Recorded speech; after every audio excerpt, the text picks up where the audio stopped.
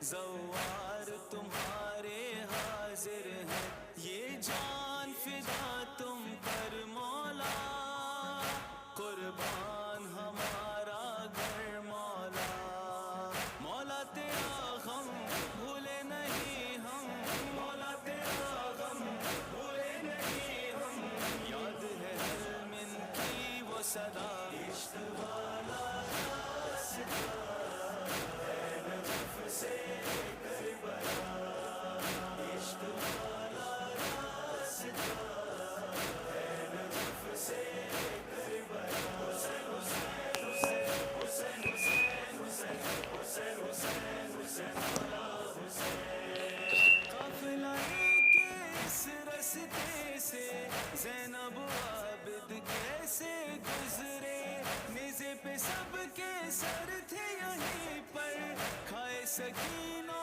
نے بھی تماچے، ہم بھی یہاں پر جب آئے چل کر، ہم بھی یہاں پر جب آئے چل کر، دل بھی ہمارا روتا رہا، عشق والا راستہ ہے نجف سے کربلا، عشق والا راستہ ہے نجف سے کربلا، حسین حسین حسین حسین حسین حسین حسین حسین مولا حسین، آؤ چلیں ذیشان و کریم اب پیدل نجف سے کرب و بلا سب، جو بھی بنے شبیر کا ظاہر، سب سے الگ ہے اس کا منصب، ماں کی دعا ہے خاص عطا ہے، ماں کی دعا ہے خاص عطا ہے، جس کے مقدر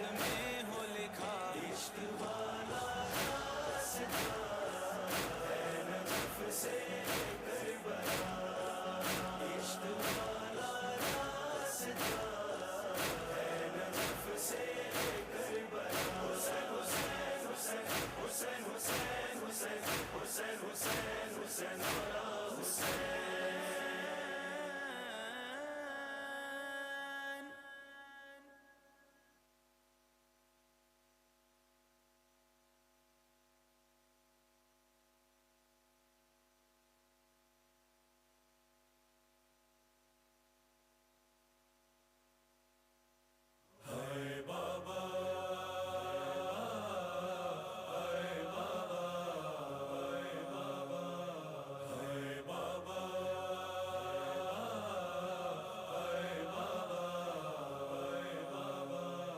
تجھ کو لاشوں میں کہاں تیری سکینہ ڈھونڈے، دے کے آواز مجھے پاس بلا لو بابا، تجھ کو لاشوں میں کہاں تیری سکینہ ڈھونڈے، دے کے آواز مجھے پاس بلا لو بابا، اپنے سینے سے یتیماں کو، اپنے سینے سے یتیماں کو لگا لو بابا، لے کے آواز مجھے پاس بلا لو Testing 1 2 1 2 1 2 1 2 1 2.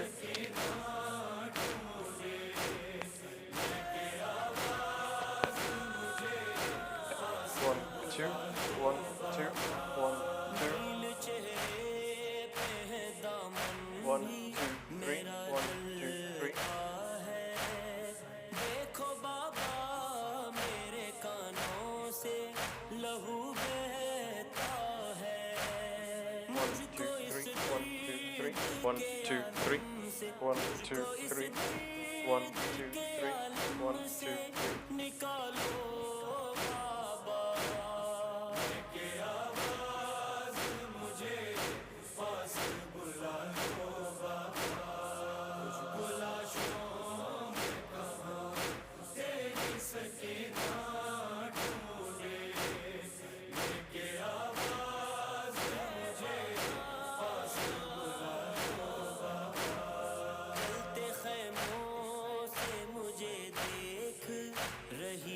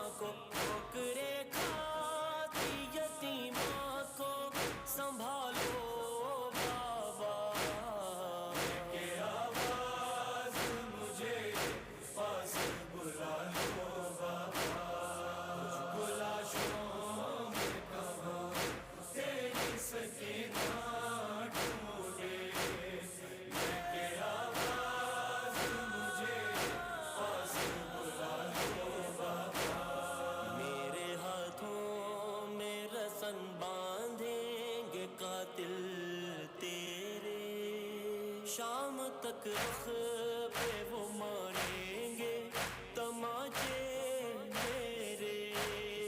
ان ستمگاروں سے بیٹی کو, ان ستمگاروں سے بیٹی کو چھڑا لو بابا. کہ آواز مجھے پاس بلا لو بابا. بلا شام میں کہاں تیری سکینہ ڈھونڈے. کہ آواز مجھے پاس بلا لو بابا.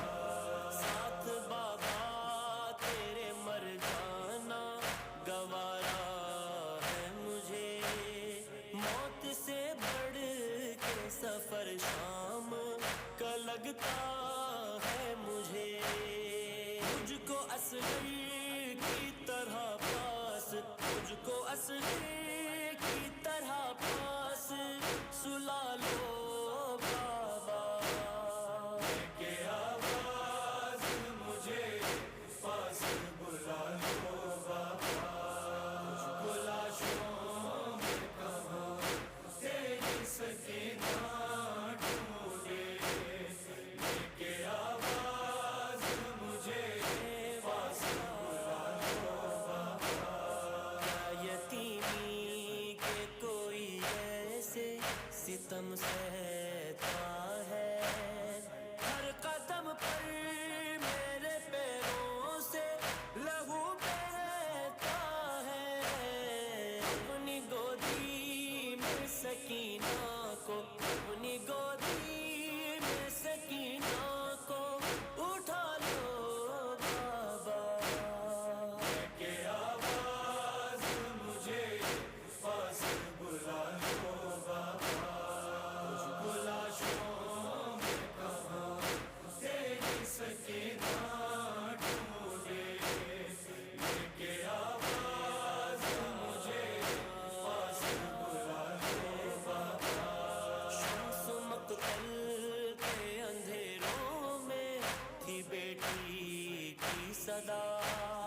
مجھ سے باتیں کرو یوں چپ نہ رہو بہرے خدا. اپنے غم اپنی سکینہ کو, اپنے غم اپنی سکینہ کو سنا لو بابا. کہ آواز مجھے پاس بلا لو بابا. بلا شام میں کہاں تیری سکینہ ڈھونڈے. کہ آواز مجھے پاس بلا لو بابا.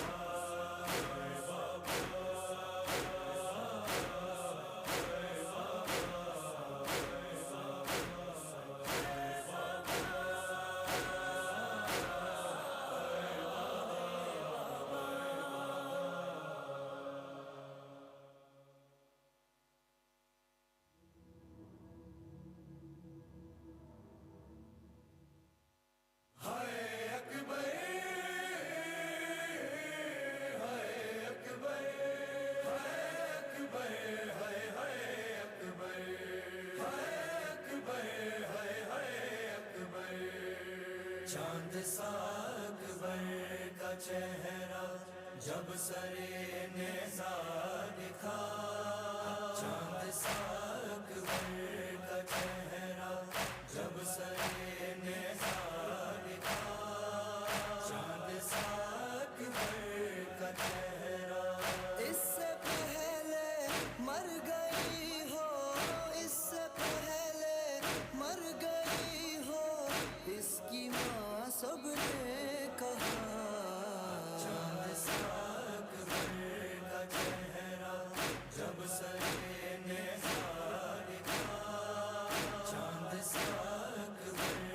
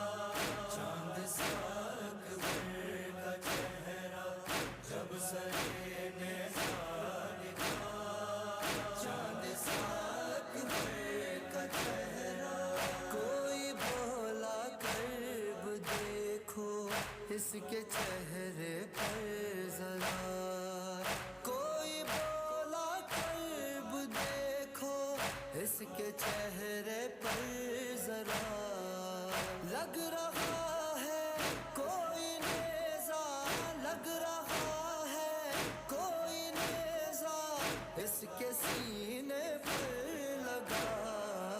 چاند سا اکبر کا چہرہ جب سرے نیزہ دکھا، چاند سا اکبر کا چہرہ جب سرے نیزہ دکھا، چاند سا اکبر کا چہرہ۔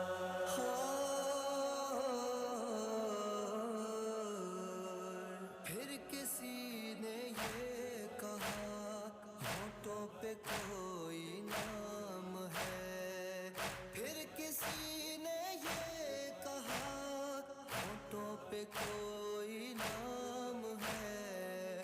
غور سے کوئی سنو تو، غور سے کوئی سنو تو فاطمہ صغریٰ ہے کیا؟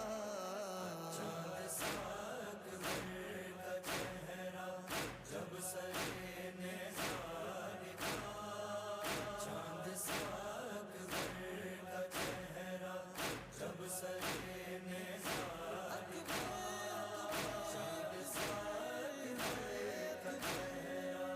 جس کا یہ بیٹا ہے زندہ رہ نہیں سکتا ہے وہ، جس کا یہ بیٹا ہے زندہ رہ نہیں سکتا ہے وہ۔ کیا ہوا ہوگا نہ جانے، کیا ہوا ہوگا نہ جانے حال اس کے باپ کا۔ چاند سا اکبر کا چہرہ جب سرے نیزہ دکھا، چاند سا اکبر کا چہرہ جب سرے نیزہ دکھا، چاند سا اکبر کا چہرہ۔ اس کی آنکھوں میں اداسی کا سبب لگتا ہے یہ، اس کی آنکھوں میں اداسی کا سبب لگتا ہے یہ۔ اس کے مرنے سے کہیں پر، اس کے مرنے سے کہیں پر بجھ گیا ہوگا دیا۔ چاند سا اکبر کا چہرہ جب سرے نیزہ دکھا، چاند سا اکبر کا چہرہ جب سرے نیزہ دکھا، چاند سا اکبر کا چہرہ۔ غیب سے آواز آئی اس کا سر نیچے کرو، غیب سے آواز آئی اس کا سر نیچے کرو، اس کا خون چہرے پہ ملنے، اس کا خون چہرے پہ ملنے آ گئی ہے فاطمہ۔ چاند سا اکبر کا چہرہ جب سرے نیزہ دکھا، چاند سا اکبر کا چہرہ جب سرے نیزہ دکھا، چاند سا اکبر کا چہرہ۔ ہائے اکبر کیسے بے ترتیب گردن سے لٹکتی ہیں رگیں، کیسے بے ترتیب گردن سے لٹکتی ہیں رگیں، کند خنجر سے کٹا ہو جیسے اس کا بھی گلا، چاند سا اکبر کا چہرہ، چاند سا اکبر کا چہرہ جب سرے نیزہ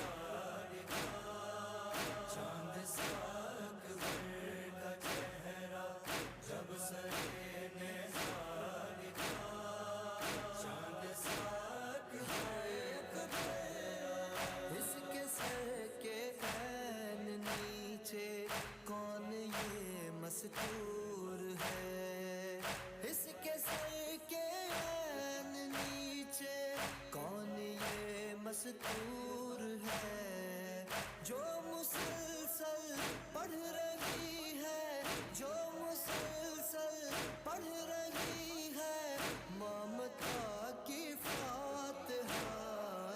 چاند سا اکبر کا چہرہ جب سرے نے دکھا، چاند سا اکبر کا چہرہ جب سرے نے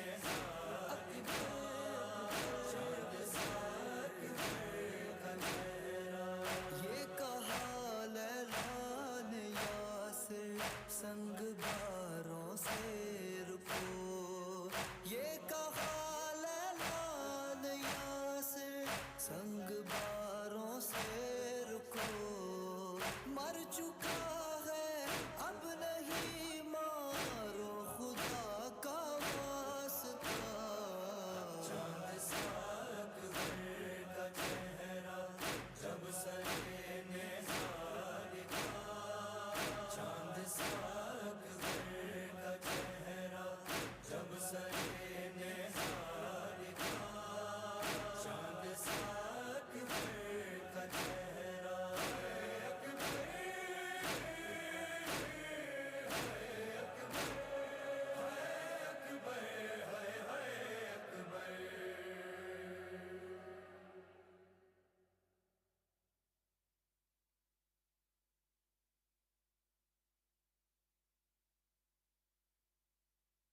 حسینا وا حسینا یا حسینا وا حسینا یا حسینا وا حسینا.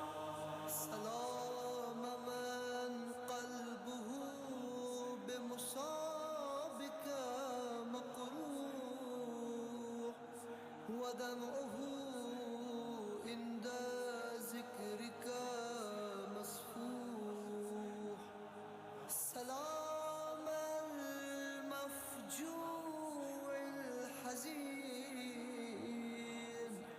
الوانه المستقیم.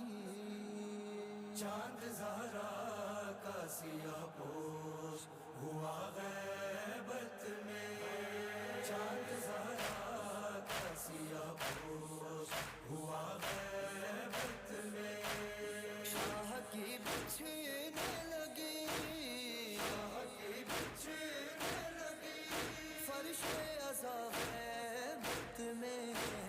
چاند زہرا کا سیاہ پوش ہوا غیبت میں، چاند زہرا کا سیاہ پوش ہوا غیبت میں.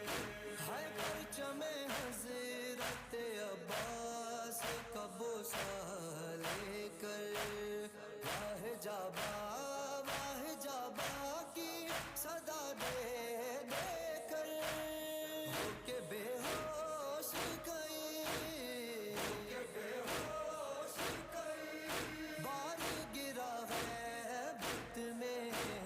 چاند زہرا کا سیاہ پوش ہوا غیبت میں، چاند زہرا کا سیاہ پوش ہوا غیبت میں. لمس تپتی ہوئی زنجیروں کا ہاتھوں پہ لیے، شام کی سمت خیالوں میں سفر اس نے کیے، مثل سجاد وہ کاٹوں پہ، مثل سجاد وہ کاٹوں پہ چلا غیبت میں. چاند زہرا کا سیاہ پوش ہوا غیبت میں، چاند زہرا کا سیاہ پوش ہوا غیبت میں. خون کانوں سے سکینہ کے ابھی جاری ہے، قلب مہدی کے لیے شام بڑی بھاری ہے. ڈھونڈے کس کس کے وہ زخموں کی، کس کس کے وہ زخموں کی دوا غیبت میں.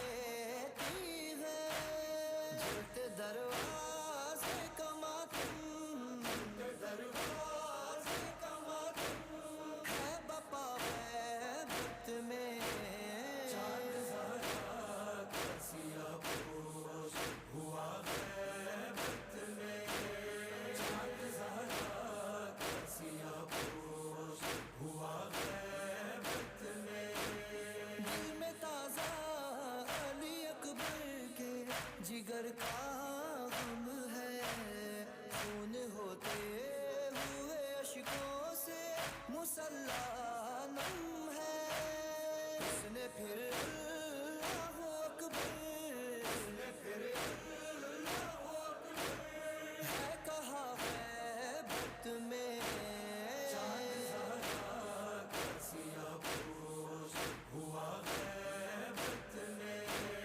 چاند زہرا کا سیاہ پوش ہوا غیبت میں وہی معصوم سکینہ جو تماچا کھا کر آ گئی یاد اسے پہلو شکستہ مادر دیغ پہ آ کے رکا دیغ پہ آ کے رکا دست خدا غیبت میں چاند زہرا کا سیاہ پوش ہوا غیبت میں چاند زہرا کا سیاہ پوش ہوا غیبت میں ایڑیاں جب بھی رگڑتا ہے زمیں پر اکبر خشک ہونٹوں پہ زباں پھیر کے ہنستا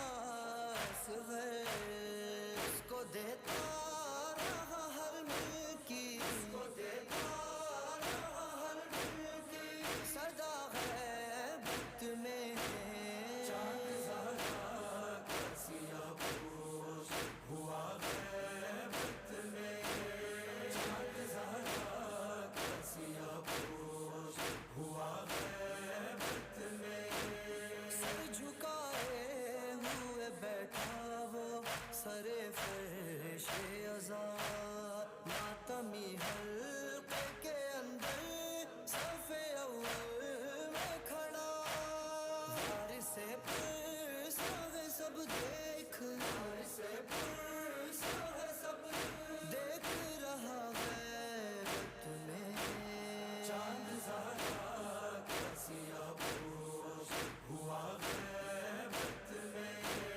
چاند زہرا کا سیاہ پوش ہوا غیبت میں یا حسینہ یا حسینہ یا حسینہ یا حسینہ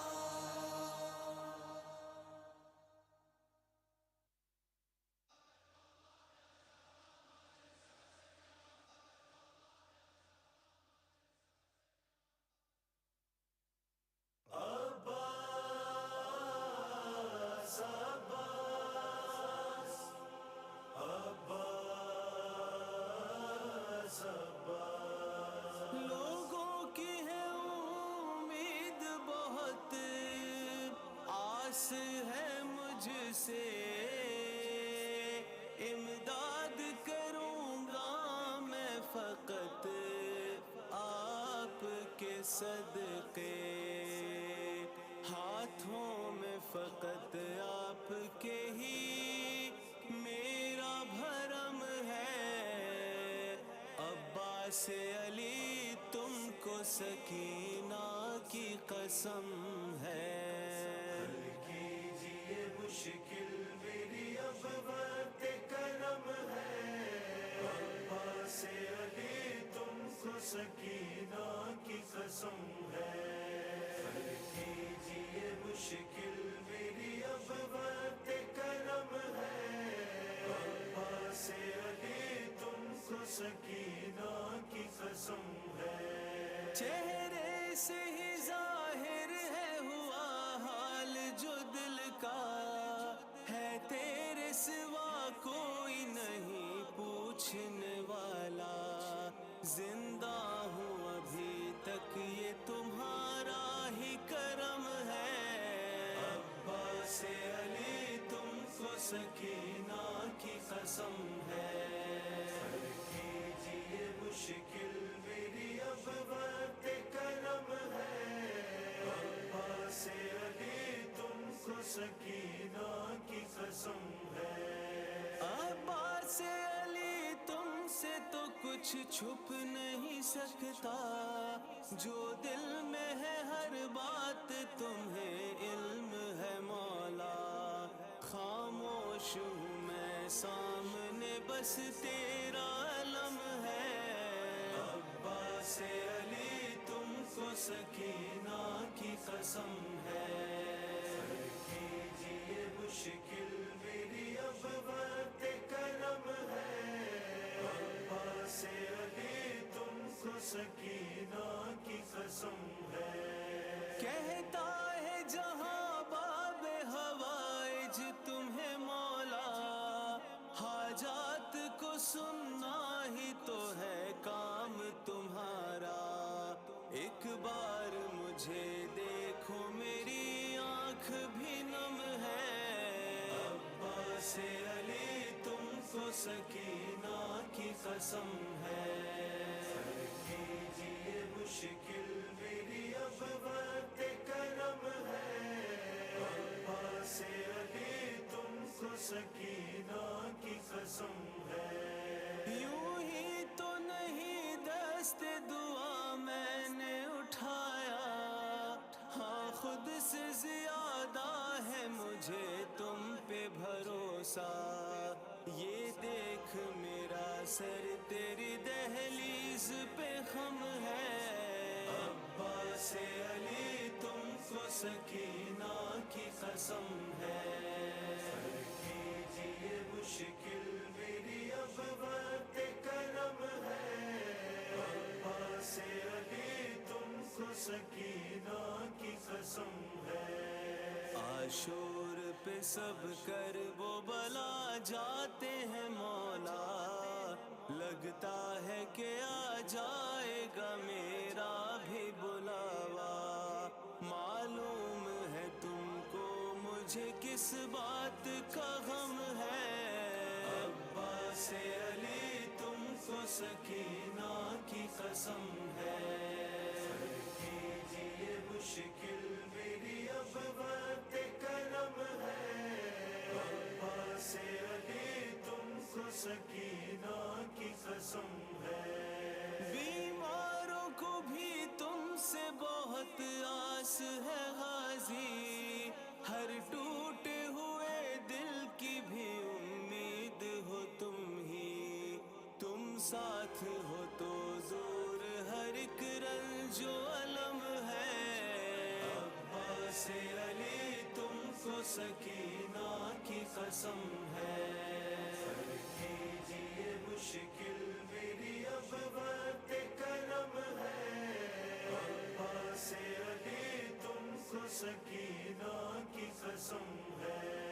عباس سے کہنے لگے شبیر تڑپ کر. اس طرح نہیں جاؤ خدا را اے برادر. اے بھائی تو ہی آسرائے اہل حرم ہے. عباس علی تم کو سکینہ کی قسم ہے. کیجیے مشکل میری اب وقت کرم ہے.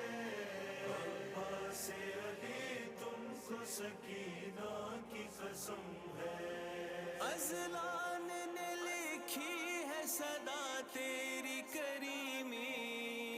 تم اس پہ کرم رکنے نہیں دینا کبھی بھی. اب محو دعا دیکھو ذرا میرا قلم ہے. عباس علی تم کو سکینہ کی قسم ہے. کیجیے مشکل میری اب وقت کرم ہے.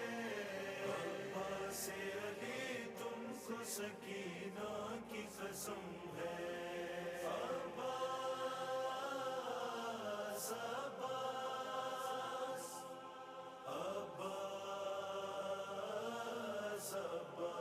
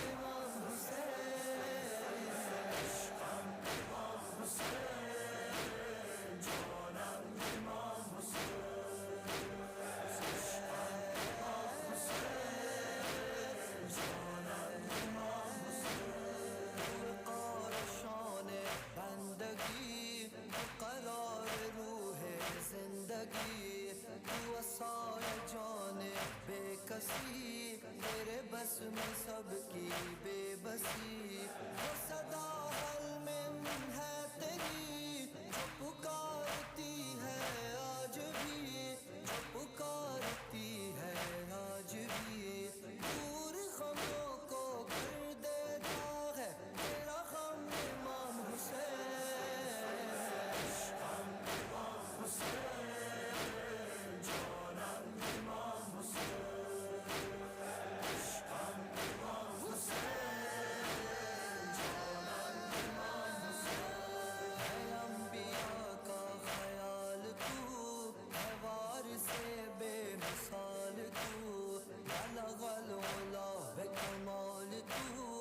شفت بجاب جمال تو حسن جمیع خصال تو صلو علیہ وآل تو صلو علیہ وآل تو جان درود پیغمبر ہے تیرا دم امام حسین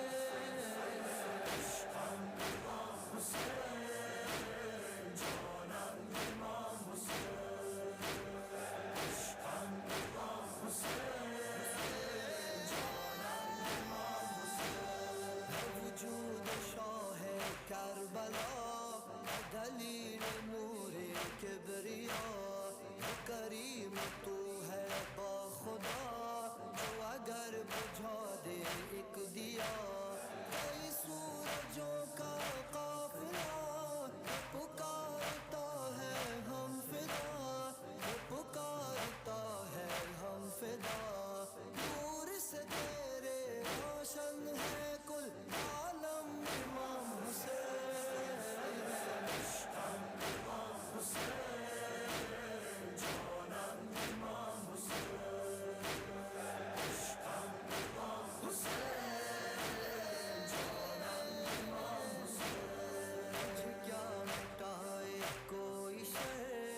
یزیدیوں کے دل میں ڈر اے امام جنوں البشر تیرا روب روب ذل اثر جو زبر ہے اب بھی زیر کے جو جلال حق ہے معتبر جو جلال حق ہے معتبر شیر خدا کا شیر ہے تیرا غم امام حسین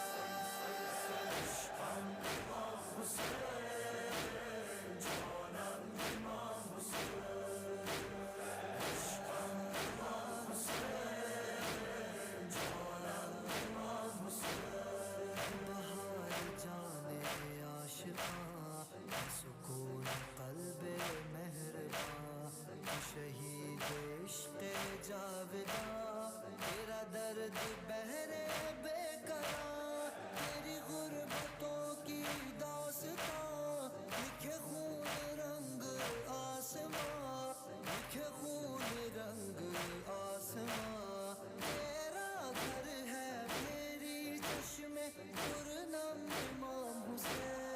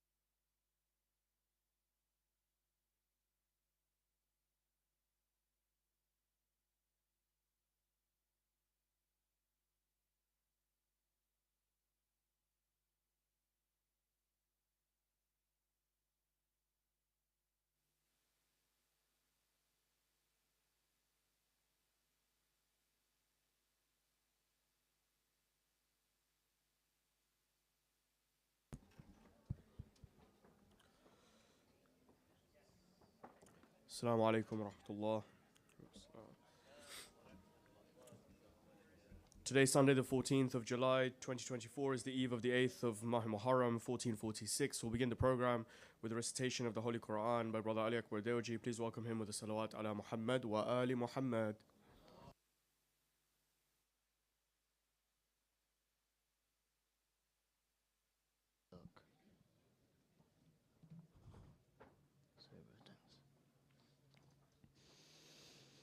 أعوذ بالله من الشيطان الرجيم.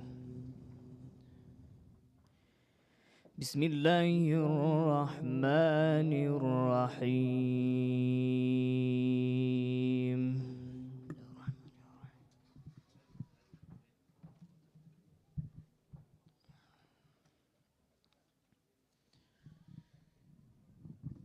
الذين يذكرون الله قياما وقعودا وعلى جنوبهم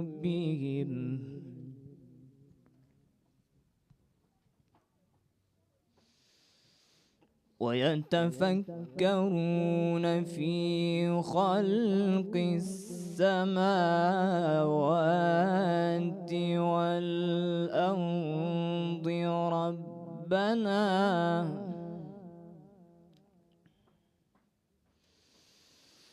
ربنا ما خلقت هذا باطلا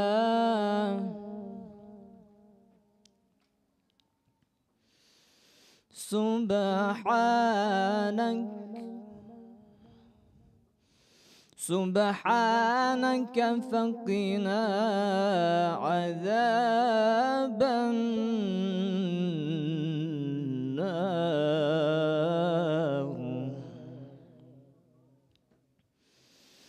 ربنا إنك من تدخل النار فقد أخزيته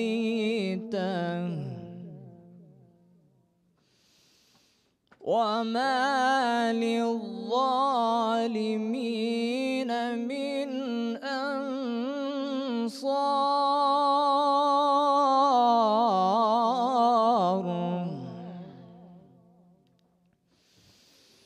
ربنا إننا سمعنا مناديا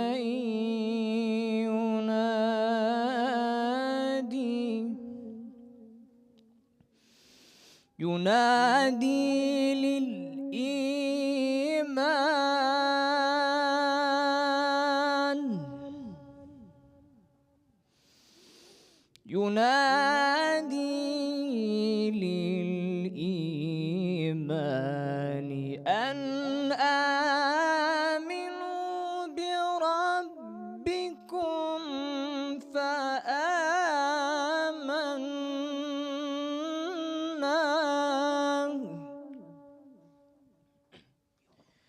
ربنا فاغفر لنا ذنوبنا وكفر عنا سيئاتنا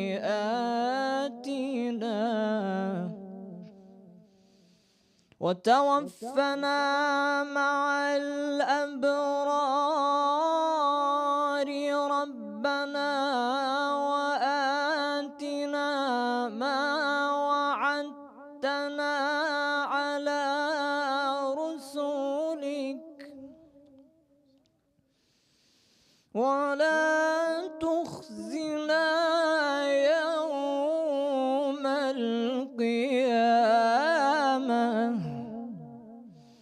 إنك لا تخلف الميعاد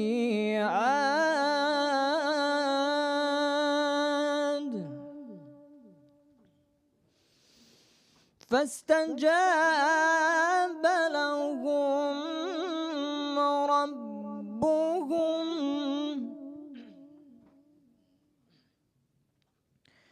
فاستجاب لهم ربهم أني لا أضيع عمل عامل منكم من ذكر أو أنثى بعضكم من بعض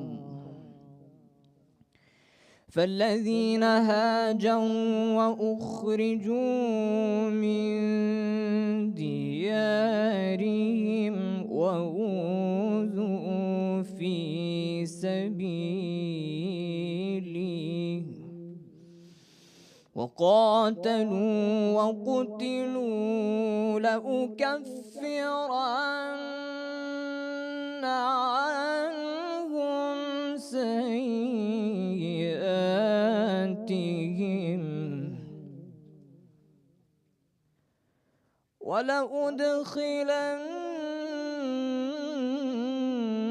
ولأدخلنهم جنات تجري من تحتها الأنهار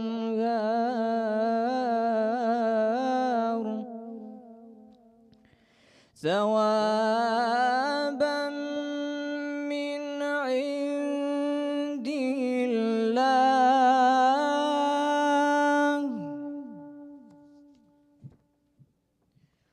والله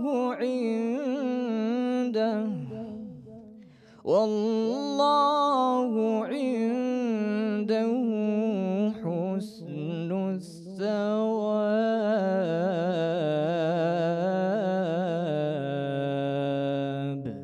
صدق الله العلي العظيم.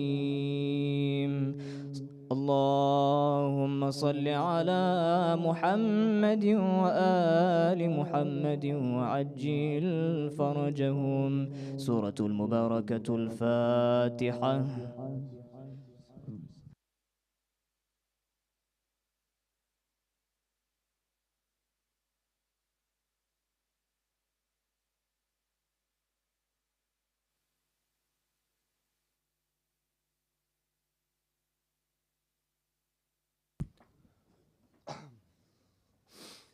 Thank you, Brother Ali Akbar, for that beautiful recitation.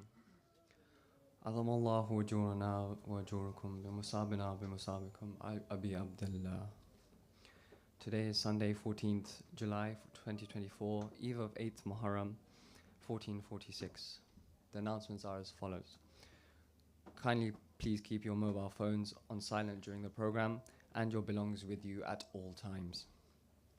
The daily program information can be found on our website or via our WhatsApp messaging service. Announcement for Temple and Rugby Car Park. The gates will be closed at 10:45 p.m. sharp. The tickets for the course by Shaykh Mahdi Rastani on the secrets of Salah is now sold out, but you can sign up for the waiting list.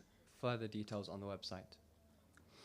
The very first Ashura procession, the Tears of Ashura in Harrow, will be a part of this monumental and spiritual gathering on Ashura Day, Wednesday, 17th July 2024, starting at 3:30 p.m. from Harrow Leisure Centre. Ashura Muharram Majlis sponsorship scheme is £1,000 per night. Those wishing to sponsor either in part or full, please contact Brother Arif Punjani or Brother Sajjad Tajani in the gents, or the chair lady Sister Doreen Hirji in the ladies or Jamaat office. Muharram Niyaz Fund is now open. Please donate generously at the Treasury desk. For our first marthiyah, please welcome Brother Suhail Valji with a salawat ala Muhammad wa ali Muhammad.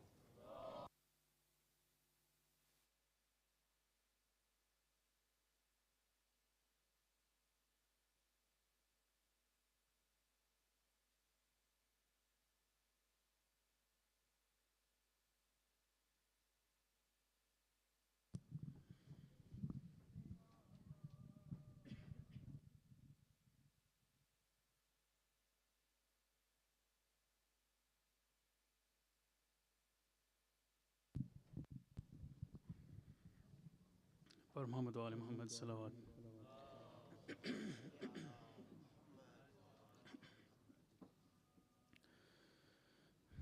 ہلچل ہے شامیوں میں علمدار آئے ہیں. ہلچل ہے شامیوں میں علمدار آئے ہیں. چشم و چراغ حیدر کرار آئے ہیں. ہلچل ہے شامیوں میں علمدار آئے ہیں. آداب پہ خوف اتارے ہیں، اب خیریت نہیں.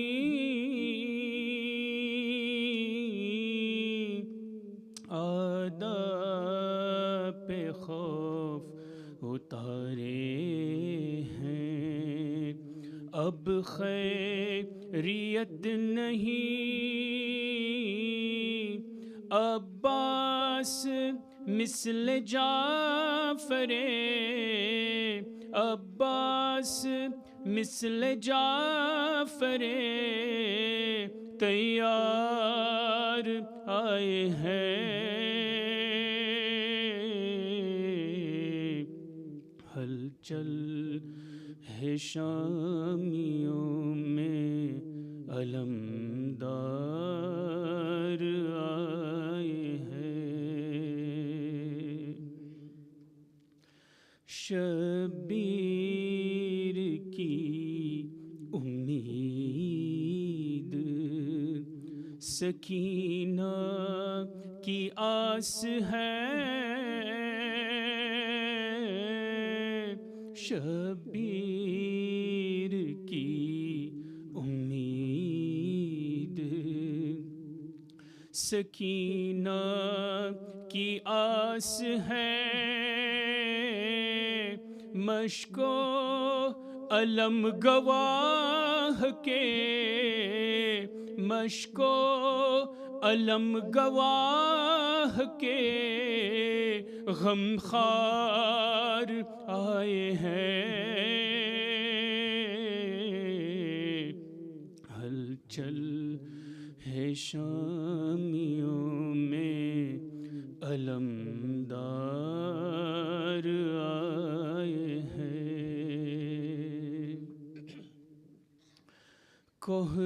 کوہرام ہے یزید کے لشکر میں ہر طرف.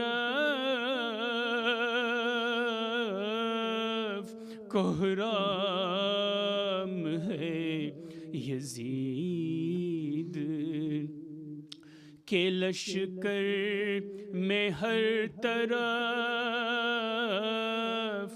دریا سے مشک بھر کے، دریا سے مشک بھر کے علمدار آئے ہیں.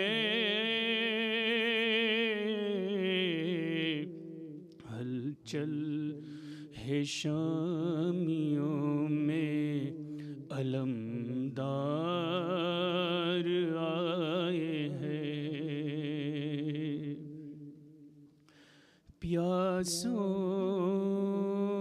کی آس ٹوٹ گئی، پیاس رہ گئی.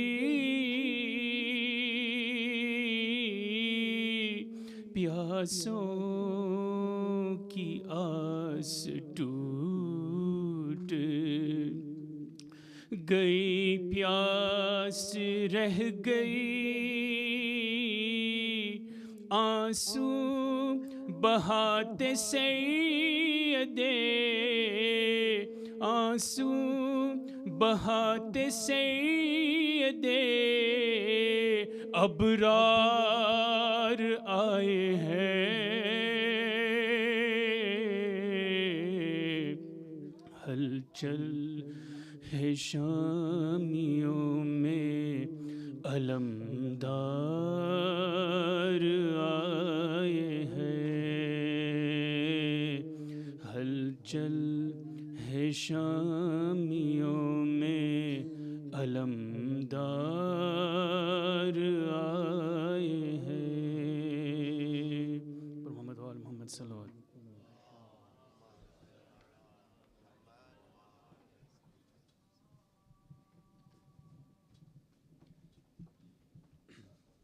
Before I ask the next reciter to please come forward, we are expecting a big crowd today, and I see there's lots of spaces around. So if you could move as far forward as possible with the salawat ala Muhammad wa ali Muhammad.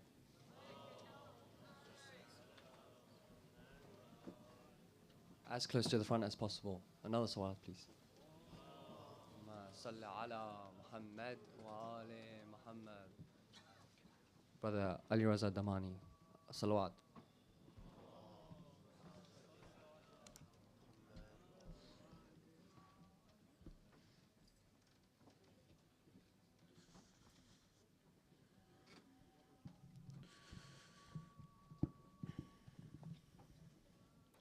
اور محمد وآل محمد صلوات.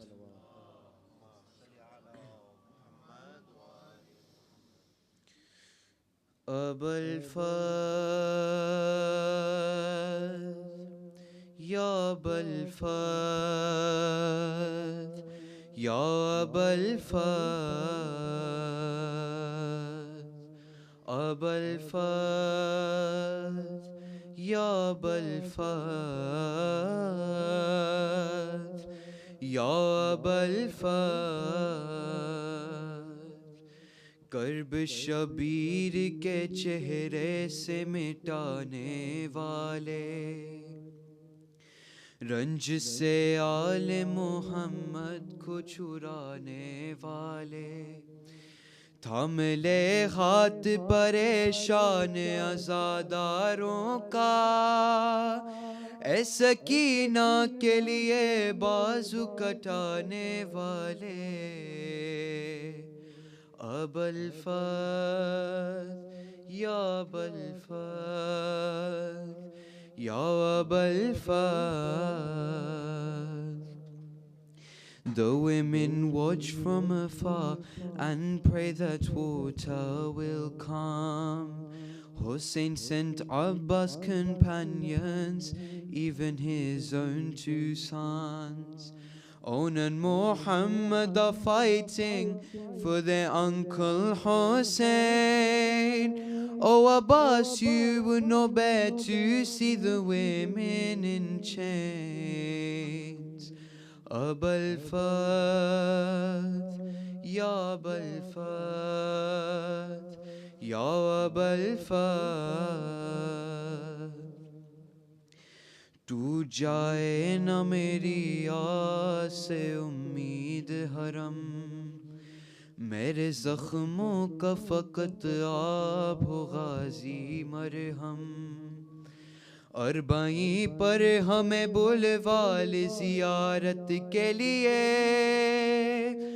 آپ کو پہلو شکستہ کسی be be کی قسم. ابا الفضل یا ابا الفضل یا ابا الفضل. Young Qasim resembled his father in Karbala.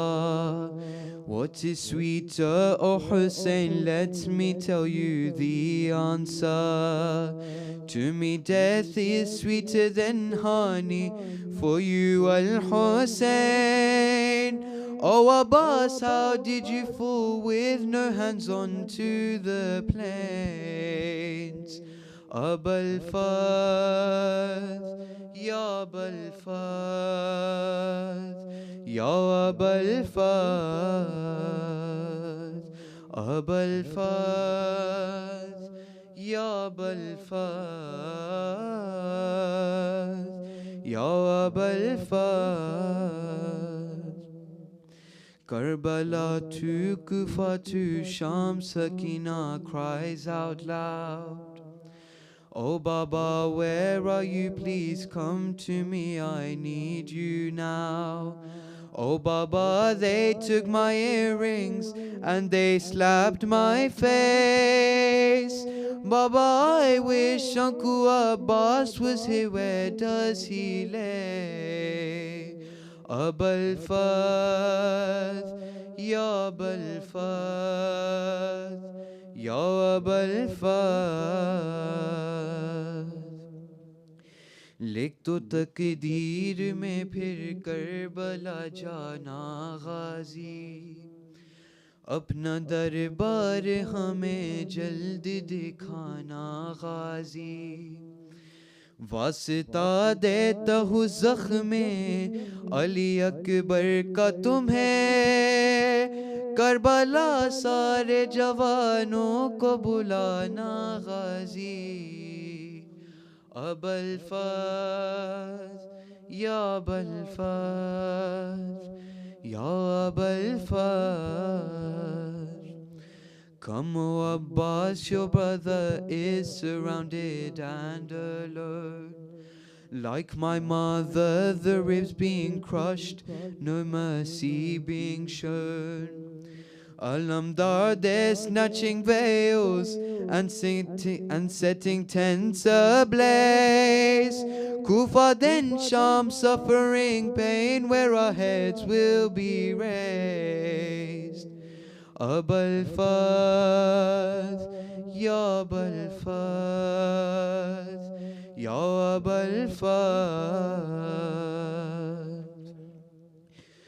उस करी नज़रों में आशूर की रोदादाई, आंसू आँखों में भरे होंठों पे फरियाद आई.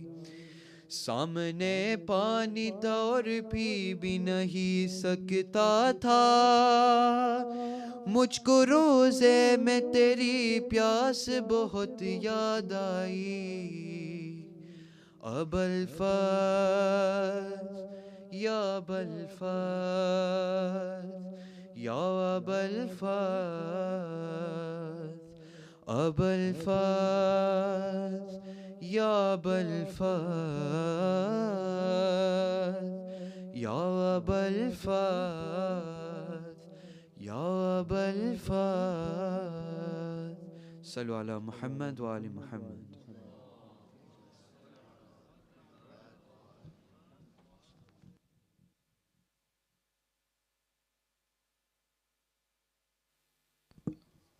We will now have a speech by Brother Murtaza Ghulam Hussain.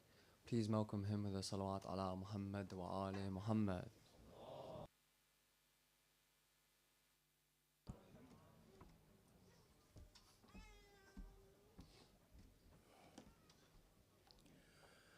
أعوذ بالله من الشيطان اللعين الرجيم. بسم الله الرحمن الرحيم. Dear community members, Salamun alaikum. أعظم الله وجورنا ووجوركم بمسابنا بعبد الله الحسين وأصحابه. Earlier this week, you may have heard me speaking in the main hall about our Hujjat needing the help of the community members. And today, I like to speak about the same message, but directly to and in the presence of you all, the ELC. We used to talk about the ELC being the next generation of leaders and the ones who will take this community to new heights.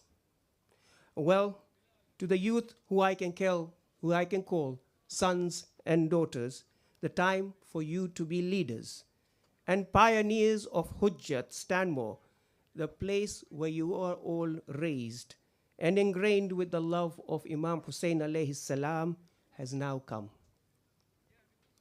As your newly elected executive committee, we have been diligently reviewing the finances of the Jamaat. Over the past month, in our financial review, we have identified that the operating costs of this center have increased substantially over the last few years, whilst our income has not kept pace. To put this into perspective, our operating costs are around £420,000 annually, whereas our subscription is only just over £100,000. And last year, our utility bills alone were over £200,000, just to give you an idea of how much it costs to run this center. So to address this challenge, we are committed as an EC to work on a robust financial strategy for the community. And we will share these plans, inshallah, in the near future. However, during this sacred month of Muharram, we look to you, our esteemed members, for your support. Over the last few days, we have been sending out communications to the community and speaking to members. And it has been incredible to hear your feedback on how we can improve efficiencies and see how you have put your hands into your pockets to support the community. Thank you to all. Over the next few days, no doubt you will be making further donations to various charities. But please consider Hujjat on that list that you donate to.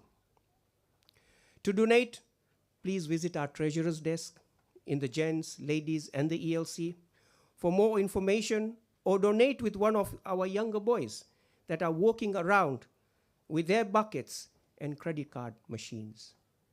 The buckets has a sentimental value to this community that you young youths of today may not realize, because this center was built in the 1980s, and the way the collections took to take place, to get it to where it was, we used to have yellow buckets in those days where you people used to put £1, £10, and £5. Those £1, £5, and £10 made this center which is today. So inshallah, we will continue with that tradition. Brothers and sisters, Muharram is a time of reflection. And to convey our condolences to the Imam's aggrieved mother, Janabi Fatima Zahra alayhi salam, and the Imam of our time, Imam Mahdi alayhi salam. This holy month is also an opportunity for us to remember Imam Hussein's sacrifice and to pass on his message so that the legacy continues to the next generation. Our center is an avenue with which we can maintain and strengthen the azadari of Aba Abdullah al-Hussein alayhi salam. Salli ala Muhammadin wa ali Muhammad. And every pound donated towards the continuation of this noble cause will bear reward in the hereafter, and inshallah also the du'as of Janabi Fatima Zahra alayhi salam. So let us honor their legacy by supporting our community and ensure our Jamaat continues to thrive. Please donate generously. Your contributions make a significant impact. The money we raise will ensure that Hujjat Stanmore can continue to spread the message of the Ahlul Bayt alayhi salam. We pray that our commemoration and azadari of Imam Hussein alayhi salam is accepted. Thank you all for your continued support. Wassalamu alaikum wa rahmatullahi wa barakatuh.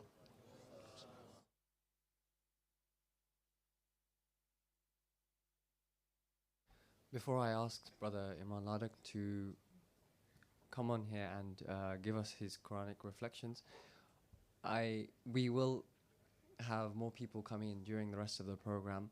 So I still see spaces in front of you. If you could move as far forward as possible with the salawat ala Muhammad wa ali Muhammad. People in the middle, please move as far forward.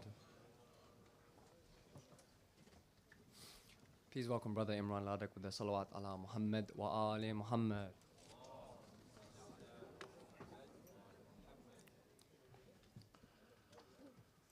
أعوذ بالله من الشيطان اللعين الرجيم بسم الله الرحمن الرحيم الحمد لله رب العالمين والصلاة والسلام على أشرف الأنبياء والمرسلين حبيبنا محمد وأهل بيته الطيبين الطاهرين رب اشرح لي صدري ويسر لي أمري واحلل عقدة من لساني يفقه قولي. In tonight's Quranic reflections, I wanted to delve and bring forth a glimpse into the topic of sabr, or what we translate as patience in the Holy Quran.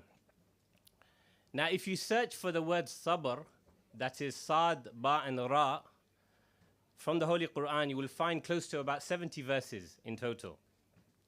Obviously, we're not going to have a chance to go through all of them, but inshallah, let's have a look at a sample together, inshallah. So the first verse, inshallah, it comes up on the screen, but if not, you can refer to it on your phones. It's from Surah Al-Ra'd, Surah number 13, verse 24, where it is mentioned, Bismillah ar-Rahman ar-Rahim, Salamun alaykum bima sabartum. Peace be upon you for your patience. Now let's just picture the scene. When the believers are entering heaven, along with their families, they will be greeted by angels who come from different doors. Now these angels will welcome them into heaven, greeting them respectfully. Other verses of the Holy Quran also mention what the angels will say. For example, in Surah Al-Hijr, Surah number 15, verse 46, the angels say, enter it in peace and safety. In Surah Zumar, Surah number 39, verse 73, the angels say, peace be upon you, you are welcome. Enter it, remain forever. And Surah Al-Qaf, Surah number 50, verse 34, enter it in peace. This is the day of immortality. Now these greetings show the respect for the believers and an acknowledgement of what they have achieved. The transient life of this world, with all its trials and tribulations, is now over. The home they are now being welcomed into is peaceful, joyous, and will last forever.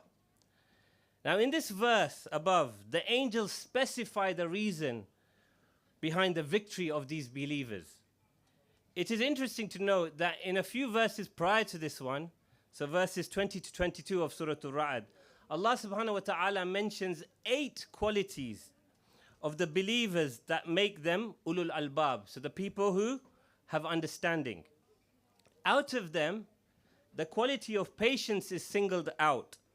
It is as though it is the crown of all the other qualities, a gem that makes that person worthy of heaven. Now, Ayatollah Makarim Shirazi in his Tafsir Namune mentions 3 beautiful points about this verse as to why this one quality is mentioned by the angels. He says, number 1, patience is an automatic result of true faith. Imam Ali alayhi salam says that you should practice endurance because endurance is for belief like the head is to the body. And a body without a head is of no use, just as endurance without belief is of no use. This is in Najul Balaga saying 82.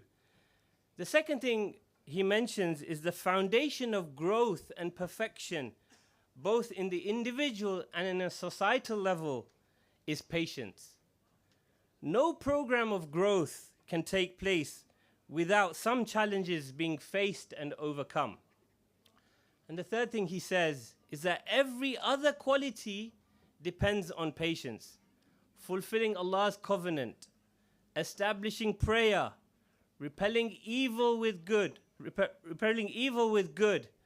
all require self-control. And this control stems from patience. Now, interestingly, the common understanding of patience in our minds is the ability to withstand or endure calamities, difficulties, trials, and tests. However, the true definition of patience can be described as the resistance that mankind shows towards the path of perfection to Allah subhanahu wa ta'ala. The Ahlul Bayt have made it very clear that patience is of three types. Number one, patience when man is tried with tests, difficulties, and hardships. Number two, patience in the obedience to the commands of Allah subhanahu wa ta'ala. For example, the patience that we all show when we wake up from our deep sleep at the time of Fajr to push that duvet aside and go worship our Creator is a form of patience. And number three, patience in refraining from the sins. So for example, your work colleagues are going to a place which is haram to go to. You show the patience not to go to such a gathering, even though it may be of detriment to you.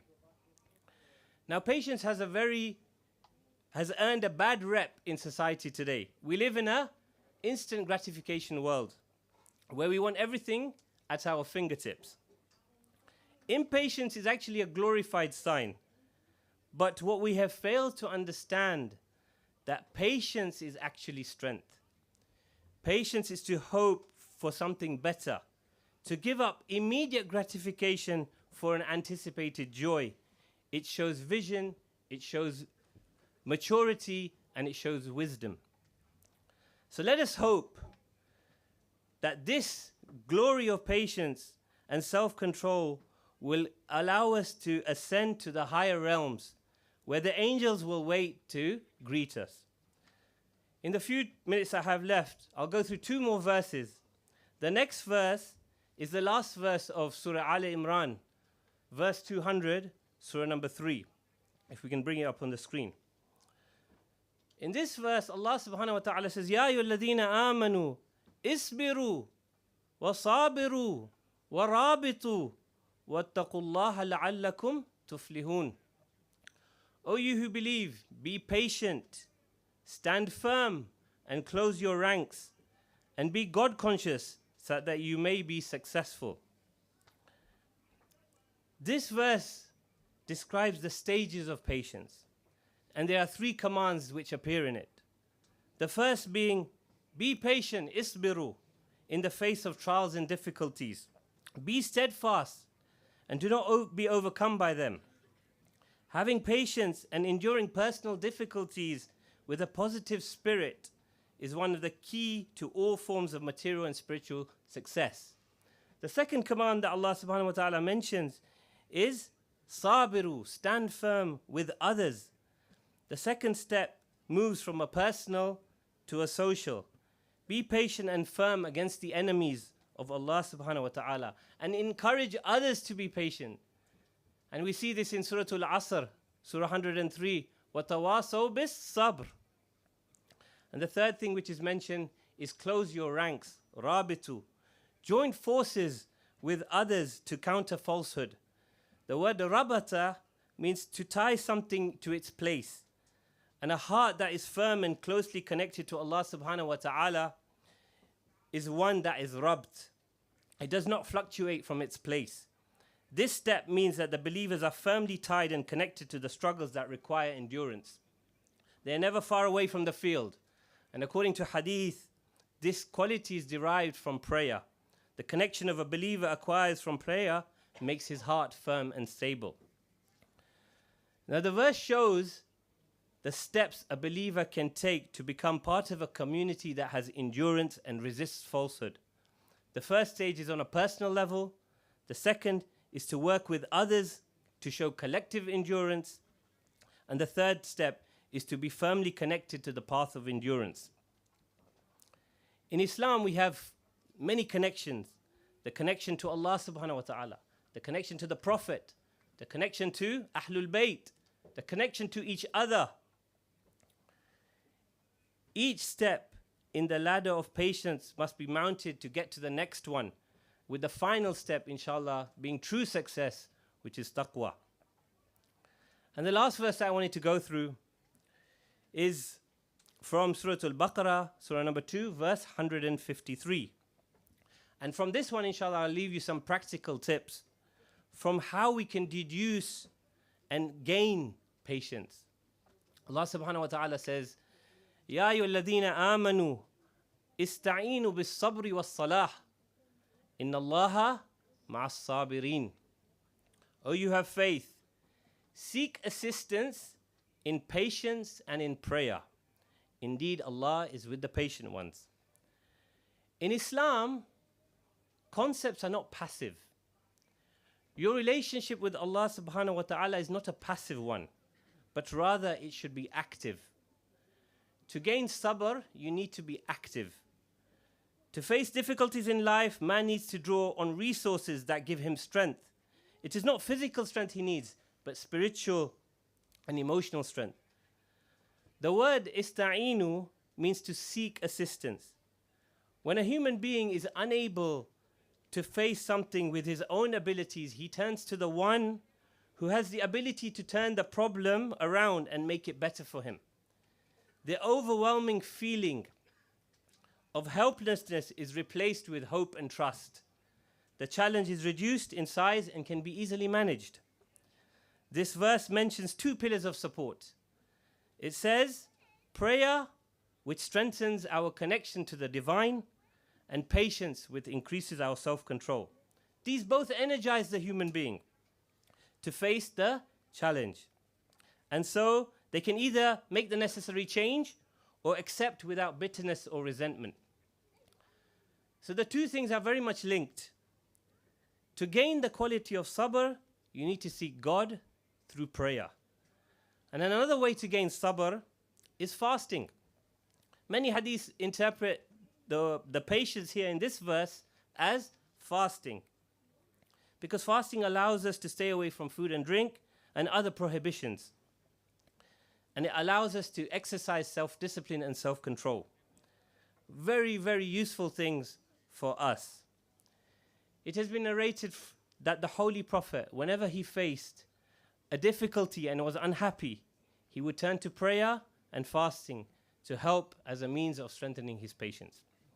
To end with, I want to salute Bibi Zainab Salamullah alayh by saying, Assalamu alayki, ya Jabal as-Sabr, the mountain of patience. We pray to Allah subhanahu wa ta'ala that we are amongst the sabirin, because Inna Allaha ma'as sabirin. Thank you for listening. Wassalamu alaykum jami'an wa rahmatullahi wa barakatuh.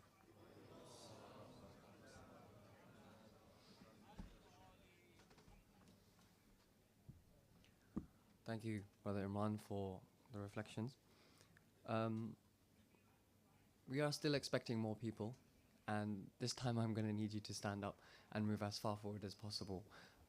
We will recite 3 salawats, and if you can also move as far to the right and in the corner so that more people can come in towards the door. So, Sallu ala Muhammad wa ali Muhammad. Salli ala. Please stand up, and move as close to the right, my right as possible. Allahumma salli ala Muhammad wa ali Muhammad. Allahumma salli ala Muhammad wa ali Muhammad. One more. Hubb al-Zahra. Sallu ala Muhammad wa ali Muhammad. Allahumma salli ala Muhammad wa ali Muhammad.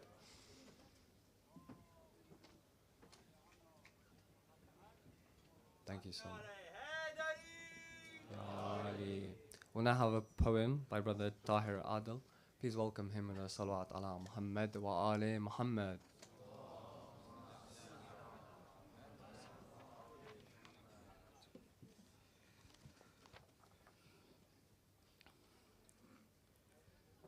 In the love of the Book of Certainty, written on the specks of time, usurping our hearts, seizing our souls, in the name and love of Aba Abdullah, please raise your voices with another loud salawat.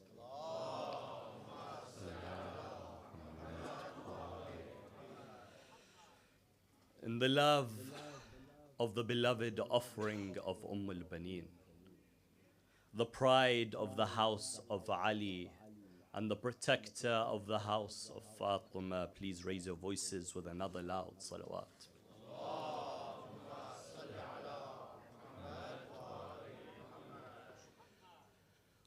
We've heard many stories. We've heard many stories pass by whispering tongues that cannot stop. And we've read many books written in ink that cannot fade. Stories of great men, legends and myths alike, but none have entranced us the way this one man has. This man was a seed sown by Ali to adorn the fragrant garden of his household. This man was born from the womb of an equally heroic woman. This man was a hero, and if heroes were pillars, we'd all be resting in his shadow. This man was an immaculate reflection of his father. But he did not need his father's double-edged sword to be great, for his double helix DNA moved him like the shadow of Ali in battle and raised him like a moon in the cascades of darkness, so much so he was called the Hashemite moon, Qamar Bani Hashim.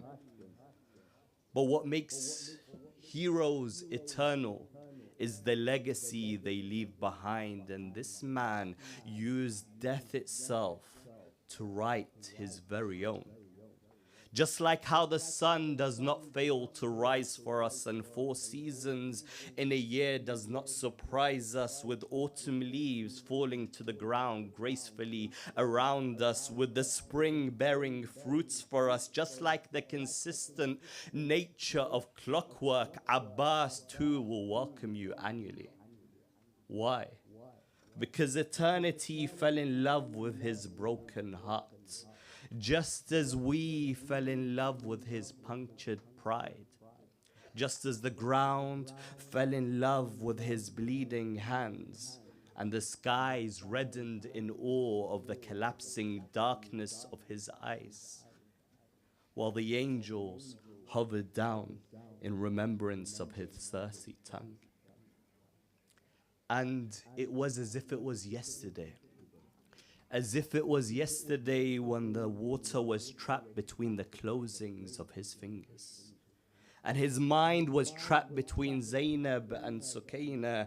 He questioned, how can a mountain drink from the clouds when the sun is out of sight? He would say, let me drink from the cup of death. Let me drink from the cup of death. I cannot breathe before his breaths. I am the lion and this stream will flow, but no water will reach this throat.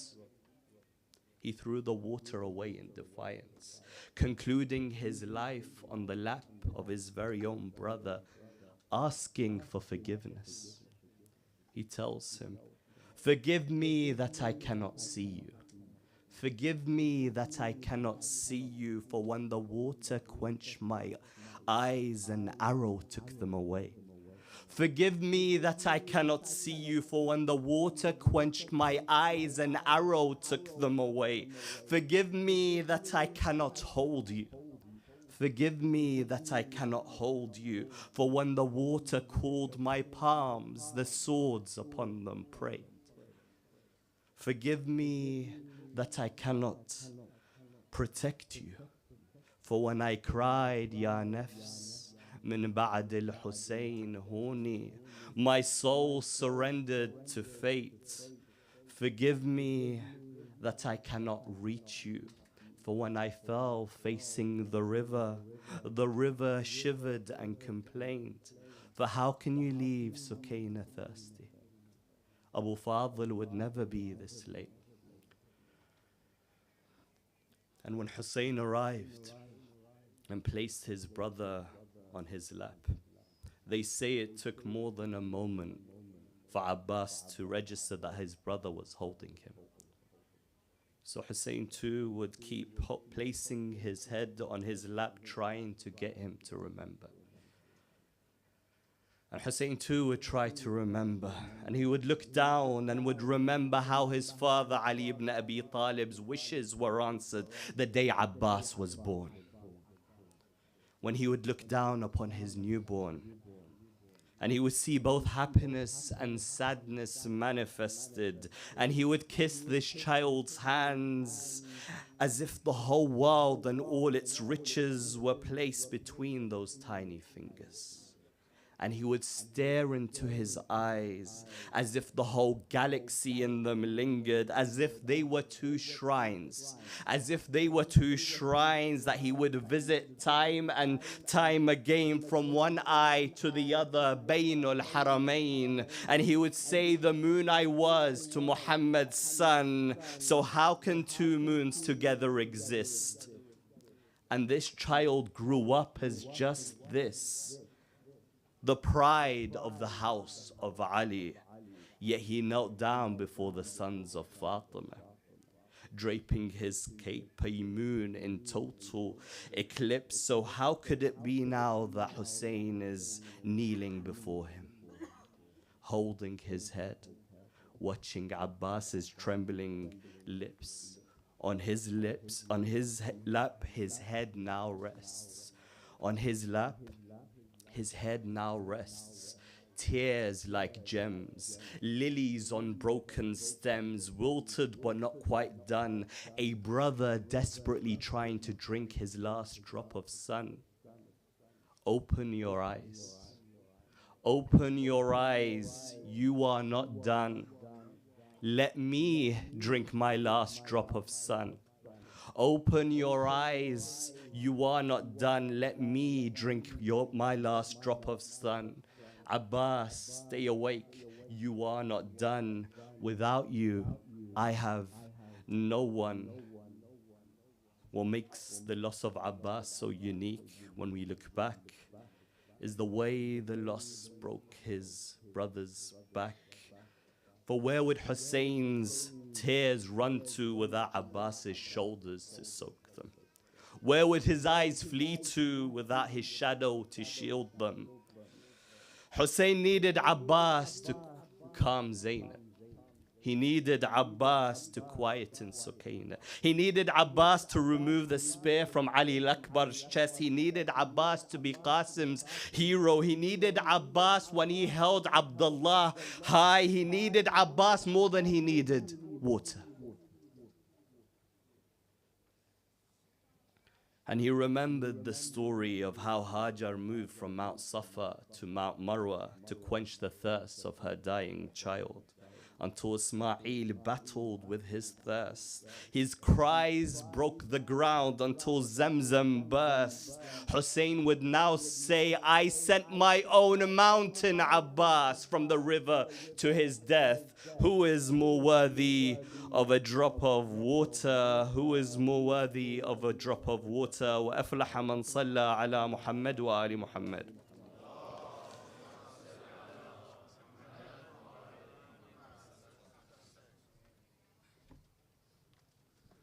Before I call Shaykh for his lecture, if you see anyone who's looking for space, I kindly ask you to make space for them if you can, if there's space around you. Please welcome Shaykh for his lecture on the case for Islamic schools with Salawat ala Muhammad wa ali Muhammad.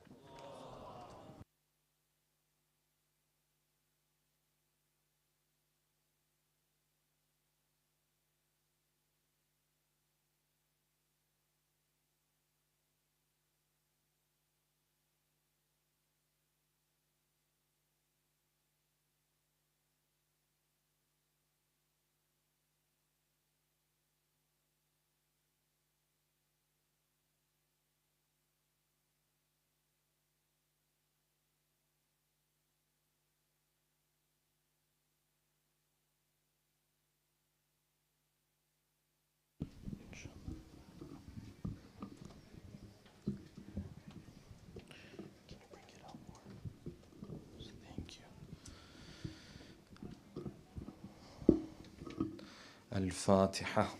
بسم الله الرحمن الرحيم. الحمد لله رب العالمين. الرحمن الرحيم مالك يوم الدين. صراط الذين أنعمت عليهم غير المغضوب عليهم ولا الضالين. بسم الله الرحمن الرحيم. أعوذ بالله من الشيطان الرجيم. بسم الله الرحمن الرحيم. الحمد لله الذي لا يبلغ مدحته القائلون ولا يحصي نعماءه العادون ولا يؤدي حقه المجتهدون الذي لا يدركه بعد الهمم ولا يناله غوص الفطن الذي ليس لصفته حد محدود ولا نعت موجود ولا وقت معدود ولا أجل محدود أما بعد فقد قال الله الحكيم في محكم كتابه الكريم أعوذ بالله من الشيطان الرجيم يا أيها الذين آمنوا إذا قيل لكم تفسحوا في المجالس فافسحوا يفسح الله لكم وإذا قيل انشزوا فانشزوا يرفع الله الذين آمنوا منكم والذين أوتوا العلم درجات والله بما تعملون خبير صدق الله العلي العظيم صلوات اللهم صل على محمد. For the love of our beloved Prophet and his beloved progeny, a second loud salawat. Allahumma salli. For the hastening in the return of our beloved 12th Imam, a third final loud salawat. Allahumma salli.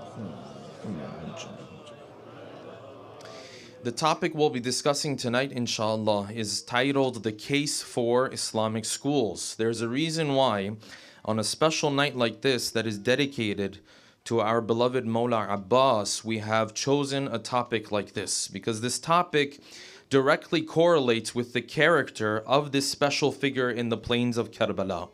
When you look at someone like Abbas alayhi salam, it is not a coincidence that you find him in the plains of Karbala, being the backbone to the caravan of Abu Abdullah. He is an individual who is brought up and raised with the values of the Ahlul Bayt. He is the one who has witnessed the battlefield and the fighting of Amirul Mu'mineen. He is the one who's seen how his father walks and talks and carries himself. He is the one who has seen the ghurba and the loneliness of our second Imam. And he is the one who's seen the braveness and the bravery of our beloved third Imam. Abbas is a student of the school of the Ahlul Bayt. And this is an issue that today our communities also deal with. Any community across the world that you visit, whether it is a Shia community or a Sunni community, and even when it comes to other faiths as well, you will find one of their biggest concerns is how do I make sure that the next generation will follow in these footsteps. You will find masajid and centers, they will spend thousands of dollars or thousands of pounds, whatever the case might be, to purchase a very nice facility for themselves. They will put the most beautiful carpet within this facility. And this is not to say this is not important. This is part of building a community. But what truly shows the success of a community is not whether the carpet is set and community members will come and pray on this carpet. What shows the success of a community is whether the children of that generation will also come and pray within this carpet as well. Many masajid that you go, you will find one generation is deeply connected to their Islamic faith and values, whereas the children of that same generation are nowhere to be found. And hence you find, regardless of where you travel, this is a concern within our communities. As big as the concern is, you don't find the mobilization that is needed to tackle this issue within our communities. You will find our communities are extremely slow and inefficient in responding to the needs of the time. Some communities you go to, and I've been to, still they're debating, do we have a need for an English speaker, or can we stick to the language of the generation who initially immigrated to this country or other countries? Then it might take them another decade to move from having an English lecture to having a speaker come forward who can actually discuss relevant topics. God knows in the decades that pass by how many of our youth and our children we have lost by the time a community comes together and says these are serious needs within our community. Hence, you find as severe as this need is, the mobilization is extremely slow. There are efforts that are made, and those efforts are definitely appreciated. In our communities, when you talk about the younger generation, they will point to a madrasa. They will say we have a strong madrasa. They will say we have youth events that happen. They will say we have English lectures and speakers who come forward and deliver these lectures. None of these, however, are going to have the type of impact that an Islamic school can have on these children and on a community. But the moment you mention the word Islamic school or these couple of words, there are a number of reservations, objections that come up in this regard. Should I put my child into an environment that is different from the norms within society? Will he be raised in a bubble and isolated from society? When he leaves the school, will he be able to hold a conversation with those who don't necessarily agree with his faith? Fundamentally, what if this school is not academically at the level that it needs to be? And many other issues that come up here. And many of these issues that we will discuss tonight actually go back to the very roots of bringing up children and raising children, that which the Ahl Bayt taught us to do in the best of ways. Therefore, tonight, we want to take some time to delve into this topic.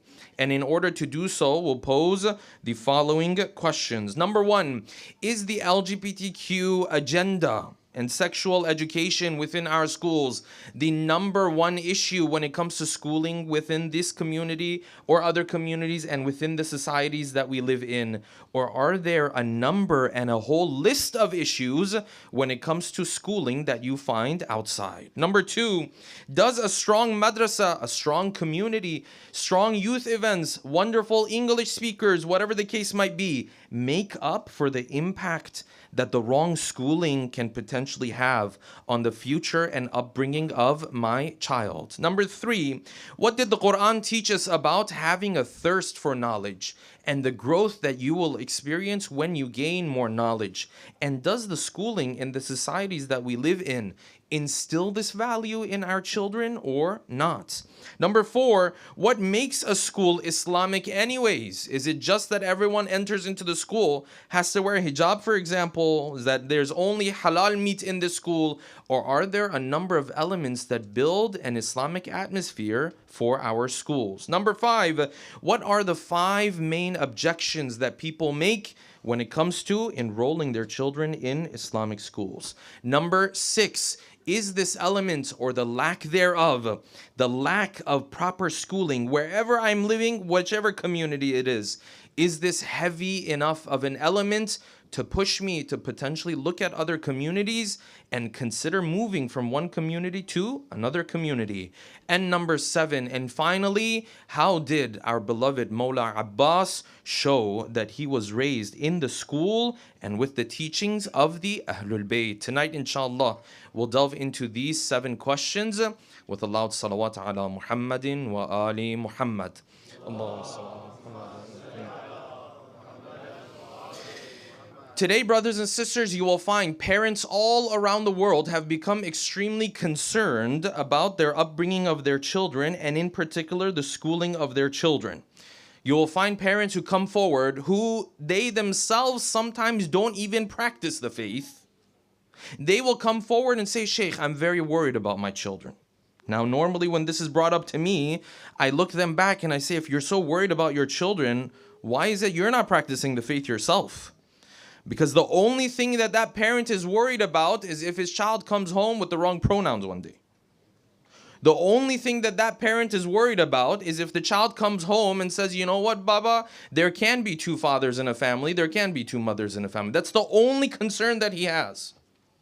And hence you find within our communities, we have begun to see the LGBTQ agenda as the number one issue and the only issue that we have to be worried about. We don't find the other fundamental flaws we have within our communities. This has become the standard. As long as this doesn't happen in my household, there's no other problems. I can put my child in any environment as long as they don't teach him this kind of stuff. The reality is, when it comes to schools and the environment where I am raising my children, there are a lot more problems than just this. Far before this issue became one of the prevalent issues, schooling was giving our children the wrong values. This is the root of a lot of the issues we have in our communities. We can't be blind when it comes to this issue, turn a blind eye to it, and then when my child is 18 and he doesn't want to pray anymore, I sit there and call the Shaykh. Shaykh, come have a conversation with him. What were you doing for 18 years? How are you preparing for this moment? Every single person sitting here, I'm giving you this bad news ahead of time. Yes, forgive me, I'm the bad one tonight. Yes, I'm giving you this bad news ahead of time. When the child reaches that age, he's going to begin to revolt. If you haven't worked with him in the past 18 years, 20 years, whatever the case might be, there's no more stopping him at that point. He will make his own decisions because he's almost an adult at that point. Almost is building his own life at this point. This is coming.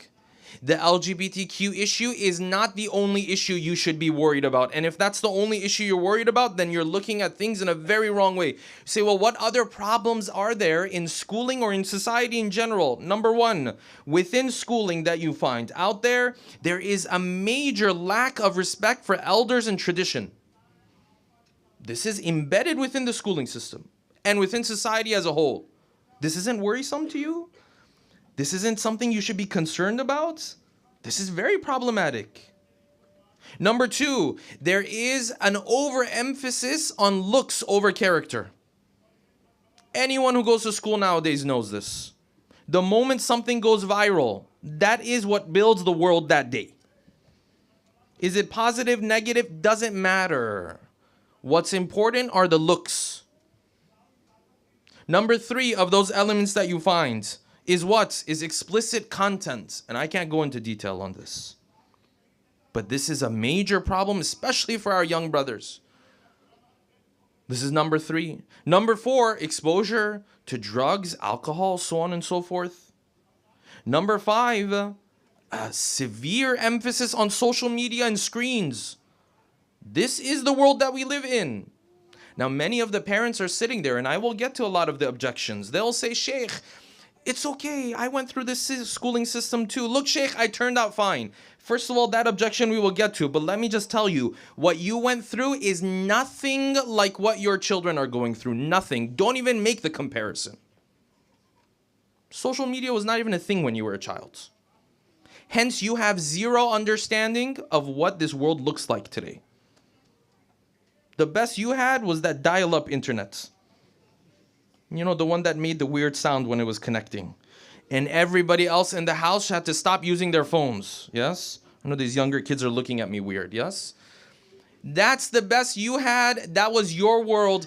Even if you grew up in this part of the world, your schooling experience is different.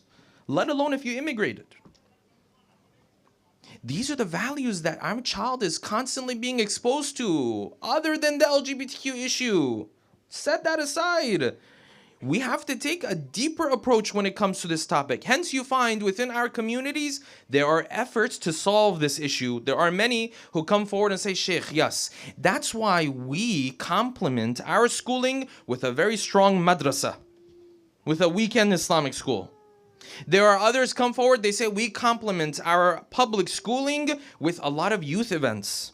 We complement our schooling and what's happening in society with strong English speakers. None of these are going to make up for the impact that your child is taking in 8 hours every single day.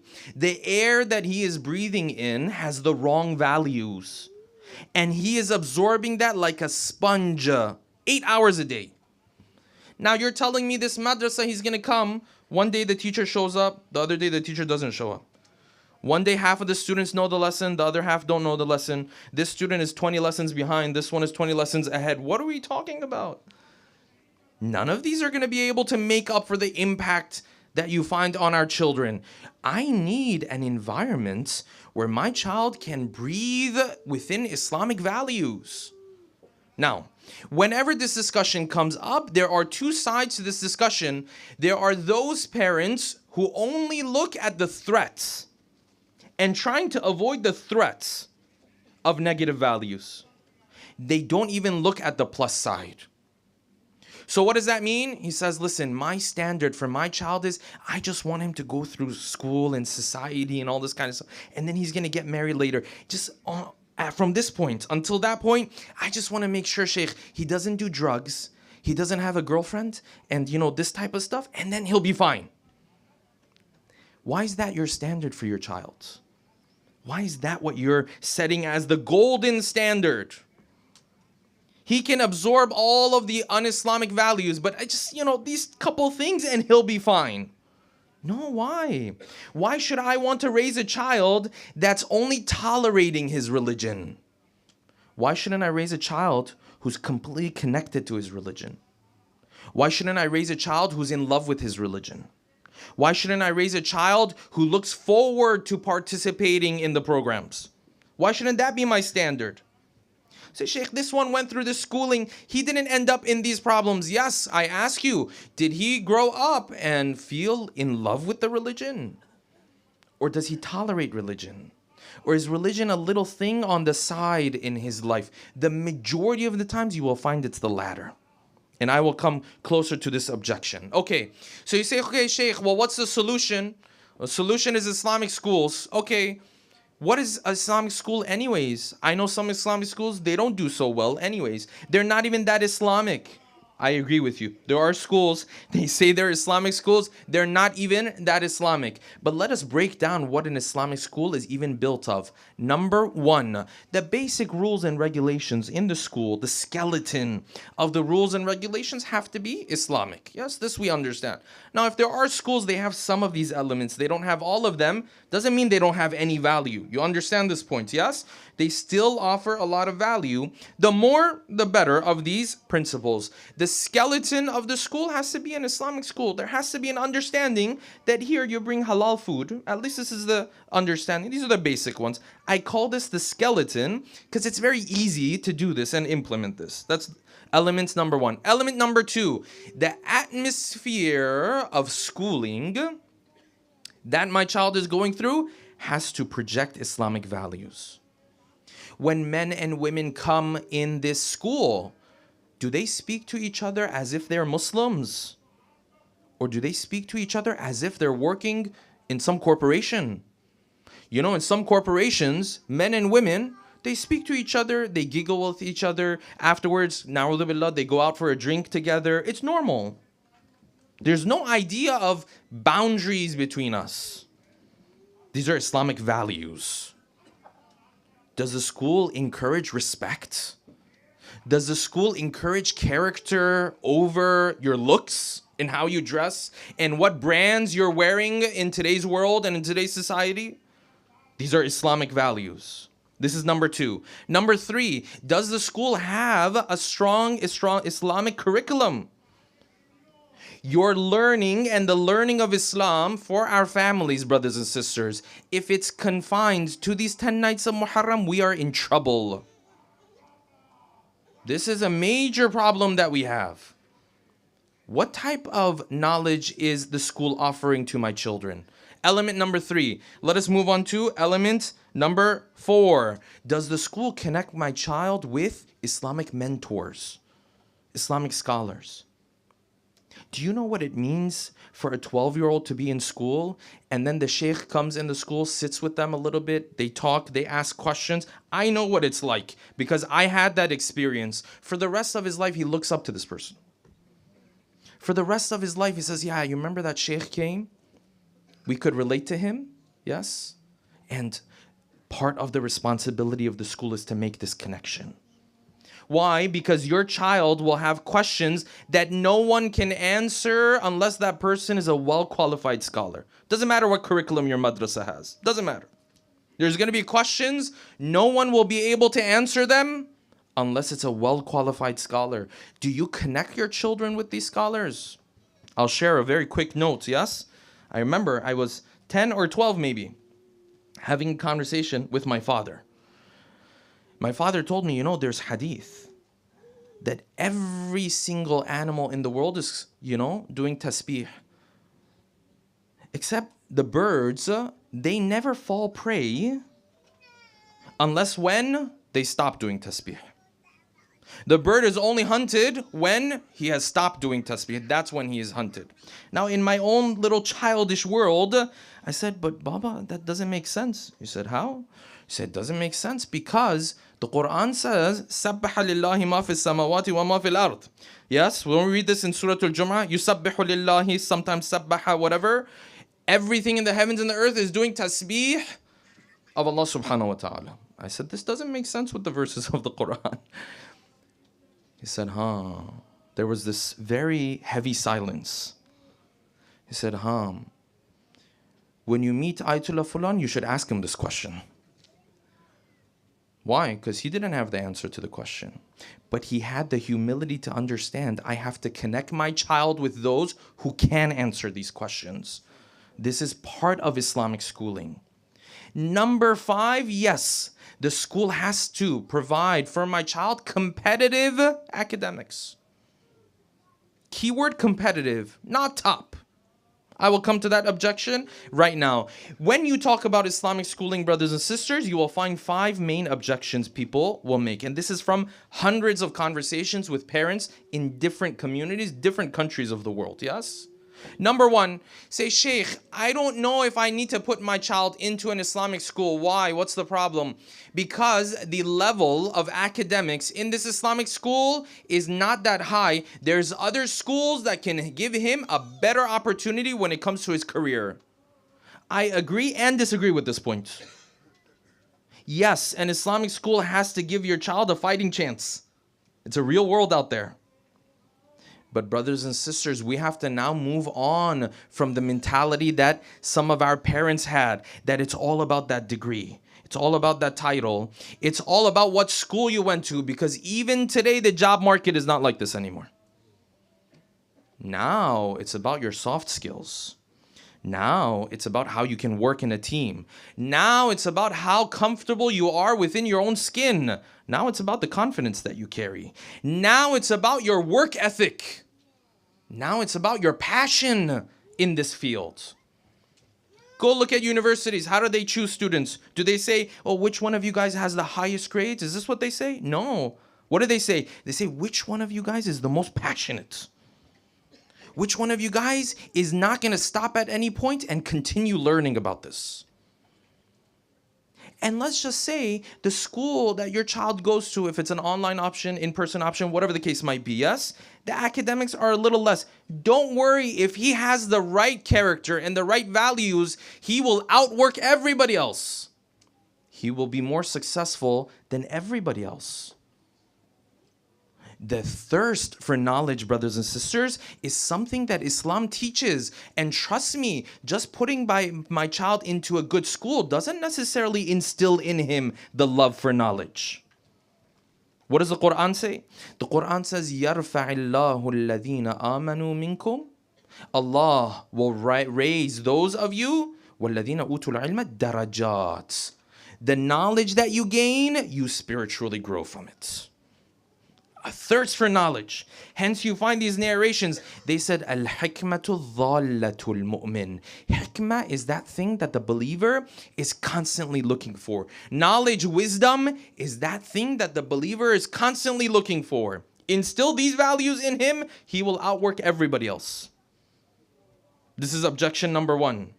If my child is not at the top school, and maybe he has to work a little bit harder on his academics, but he has the right values, he has the right characteristics, he knows what his life is all about, he has the right values, he is grounded. You don't think he can be successful in society? Oh, trust me, he'll be successful, more successful than a lot of other people. This is objection number one. Aloud salawat ala Muhammad wa ali Muhammad.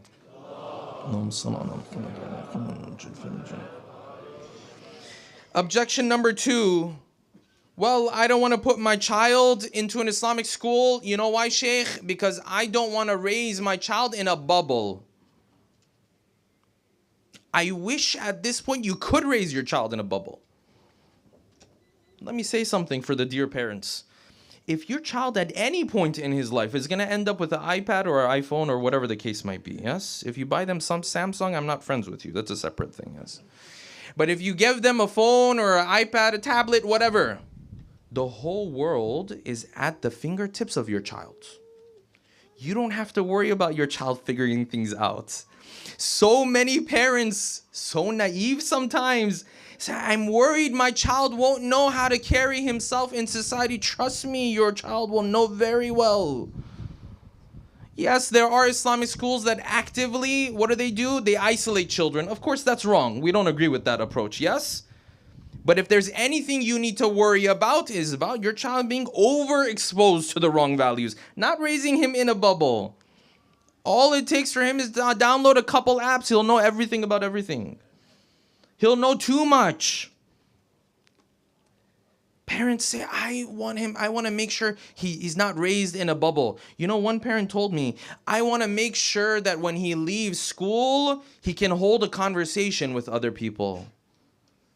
Trust me, if he's confident in his skin, he can hold conversations better than anybody else. Because he's confident in who he is. He knows his values. He's grounded. I'm afraid I'm going to raise my child in an isolated way. Those days are over. Even if you wanted to raise your child in an isolated fashion, you can't. You think you can raise a child that's isolated with Instagram and this social media app and that social, it's not even possible anymore. You're worried about the wrong thing. Yes, very, very limited instances you'll find people, this is an issue. But that's not the number one issue I need to be worried about. Not in today's world. This is usually from parents who aren't familiar with the world, how it is set up today. This is objection number two. Let us move on. Objection number three. Shaykh, I don't want to use this option. Why? You know why, Shaykh? Because, my child is going to be exposed to the evil values and the wrong values in society anyways. So let him be exposed now. He's going to find out all this stuff later anyways. So let him be exposed now. Shaykh, isn't he going to go college? Yes. So when he goes to college, I'm not going to be there to watch him. So now he's 10, let him just engage. If I came to the same parents and I said, brother, this biryani that you made, I want to show your child what happened to the animal. Can I show him that content? Can I show him the footage of what happened to the chicken or the goat or the cow or whatever it is? He'll say, no, my child is 7, my child is 8. This is gruesome content. This is violent content. No, it's against guidelines. Can I just sit there and say, Baba, he's going to be exposed later anyways? One of the most traumatic experiences I had when I moved to Iran, we had Qurbani. Saw the full thing. He's going to be exposed anyway, so he might as well get to know these things now. No, there's a major difference when your child is exposed to things. Many of the social issues that we have within society is because someone was exposed to something at a young age. Instead of being able to deal with it and maneuver it, it turns into an addiction. Look at the studies that are done on explicit content, brothers and sisters. When a person is exposed to that content is the number one factor about whether it turns into an addiction or not. There's a big difference if my child is 10 and he comes across this versus when my child is 18 and he has a full understanding of things. Let my child have a strong foundation. Don't worry when he has the right foundation. Later on, as society throws challenges at him, he will maneuver those challenges. How come you were able to maneuver those challenges? Because you had a strong foundation. He will be able to maneuver those challenges as well. This is objection number 3. Let us move on. Objection number 4. Shaykh, I don't think this is a good idea. You know why? Because my brother's cousin went to Islamic school, but he didn't turn out well. The son of brother Fulan grew up in an Islamic environment, but we know what he does. He didn't turn out well.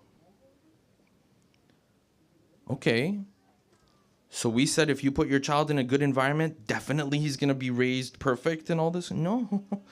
It's about likelihood. So if I come to you and I say, oh, listen, I know someone, they had their seatbelt on, and then they got into a car accident and they still got hurt. You're not going to wear a seatbelt anymore? No, you say, I need that seatbelt because the likelihood of things drop heavily. It's all about likelihood. Yes, the son of Nuh also went the wrong way. Are you going to say Nuh didn't know how to parent? The wife of Lut happened this. The wife of Nuh. Some of the brothers of Imams, children of Imams, went down the wrong road. It's all about giving your family the best possible chance. Of course, you can't guarantee anything. And that's why you have to constantly pray for them. And that's why you have to, at the end of the day, do your work and then say, oh Allah, you take the rest and you do the rest, because there's nothing guaranteed. One of the most painful things I come across as someone who works in this profession is what? A parent who is very strong on his Islamic values, but for whatever reason, sometimes it's his own fault, sometimes not. The child is not in this path. Oh, the pain in his eyes. And he comes to me and says, Shaykh, I'm very much connected to my faith, but my son or my daughter, no. Difficult, it's difficult. Shaykh, this Muharram, pray for them. This Ramadan, pray for them. It's very difficult. And I don't want to see community members in that position, brothers and sisters. You know why? Because that only shows that end of it and that side of it when it's too late. Now's the time. Now's the time when this child of mine, his world is still being built around me. I know this person, he didn't turn out well. Sure, there's many people who go in a good environment and don't turn out well. But the question is, did they have a better shot over there? Absolutely. They had a better opportunity over there. Objection number 5. Shaykh, I didn't go and grow up in an Islamic environment, but I turned out well. First of all, this is pretty arrogant of you. Look at me, I'm perfect. But setting that aside, it's a real objection. I remember I was having this conversation with a 30-year-old. He said, Shaykh, all of this Islamic environment, youth events, all of this kind of stuff, schooling. Shaykh, I mean, many of my classmates and I, we didn't go to Islamic school. But we turned out fine. So I looked at him and I said, these peers of yours that you're talking about, other Muslim children, how come you're the only one in this masjid having this conversation with me? Where are they? How come I haven't seen them in 10 years? Because they're not connected to their faith. Doesn't mean they're bad. Doesn't mean they're bad people. Oh, many of them have good intentions, good people. But are they connected to their faith? Are they loyal to that faith? Or do they tolerate their faith? Tolerating your faith is one thing. Being connected to your faith is another thing, brothers and sisters. And the direction that society is moving in, things will only become worse. And if our communities turn a blind eye to this and don't make schooling a priority, unfortunately, they will pay the price. And we have already begun paying the price. I have mentioned this before, I'll mention it again, brothers and sisters. When Muharram and Safar comes around and these masajid of ours get filled up, alhamdulillah, this doesn't show that we're doing an amazing job. This is a part of the puzzle. It's a piece of the puzzle.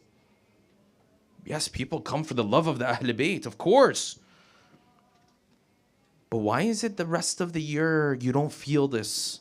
Why is it the rest of the year so many of our younger generation, they don't feel connected to their faith? This is the love of Hussein. This is the love of Abbas. Of course they'll come. There's no doubt about that. But the 10 nights of Muharram and Safar and 10 nights of Muharram Ashra are not your indicating factor. At least not the only one. I'll put it that way.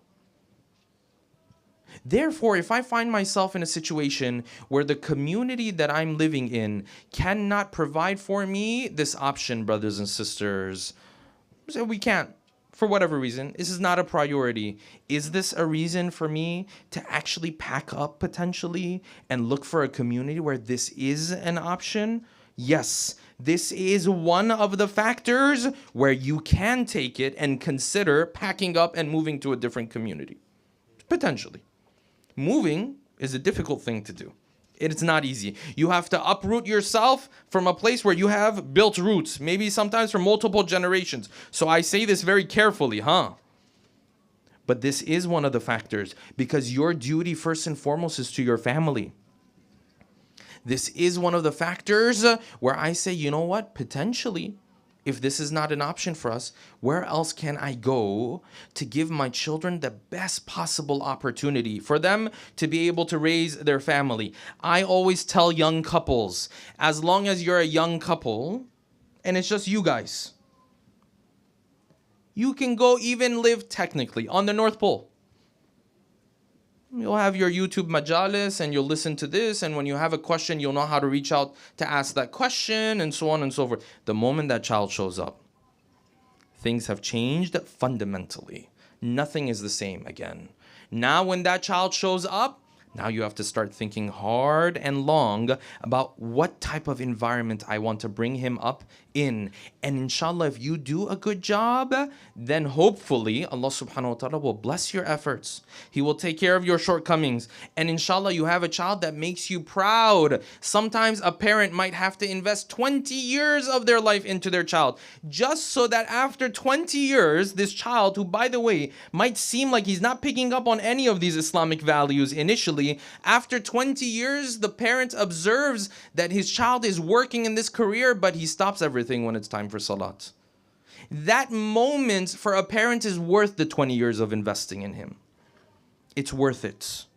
And you know what will burn the heart of any parent is if after 20 years and all of this effort, because I didn't do my part, now he is in this career or that career, and now his family life is falling apart, and now this divorce is taking place, and now, for example, he's taking on his career but the wrong career altogether, and now on the nights of Friday, instead of coming to places to get together with his family and others, he's going other places.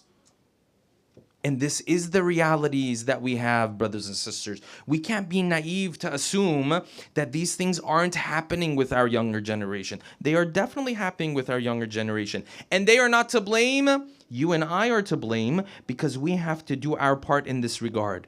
Hence, when you find someone is raised in the proper environment with the proper values, then you see he shines. And who was it who shined like this? But Abul Fadl Abbas, the one who is raised in the school of Amirul Mu'mineen, and the one who is raised in the school of Imam Hassan al-Mujtaba, and the one who is raised in the school of Imam al-Hussein and Lady Zainab. Of course, when you are raised in these schools, then you shine as brightly as you did, yes? And this is why the musibah and the masa'ib of losing Abul Fadl Abbas was so difficult for Abu Abdullah on the 10th of Muharram. Sallallahu alayka ya Abu Abdullah. Sallallahu alayka ya ibn Rasulillah. Let us take our hearts, brothers and sisters, to the 10th of Muharram and the plains of Karbala, because tonight's musibah is different maybe from all of the other masa'ib that we will recite during these 10 nights. And that is the musibah of Hussein losing his final backbone. of Hussein losing the one he used to rely on, of Hussein losing the one he used to look back. Anytime there was karb on the face of Hussein, anytime there was difficulty in the life of Hussein, who would Hussein turn to? One of those that Hussein would turn to was Abul Fadl al-Abbas.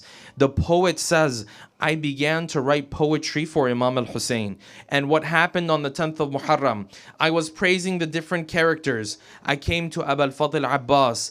I said, you were the one who, when the infallible Imam would run into difficulty and pain, he would come looking at you. He said, I took my pen and I put it down for a second. And I thought to myself, you know what? Maybe I went too far. Maybe I have misspoken.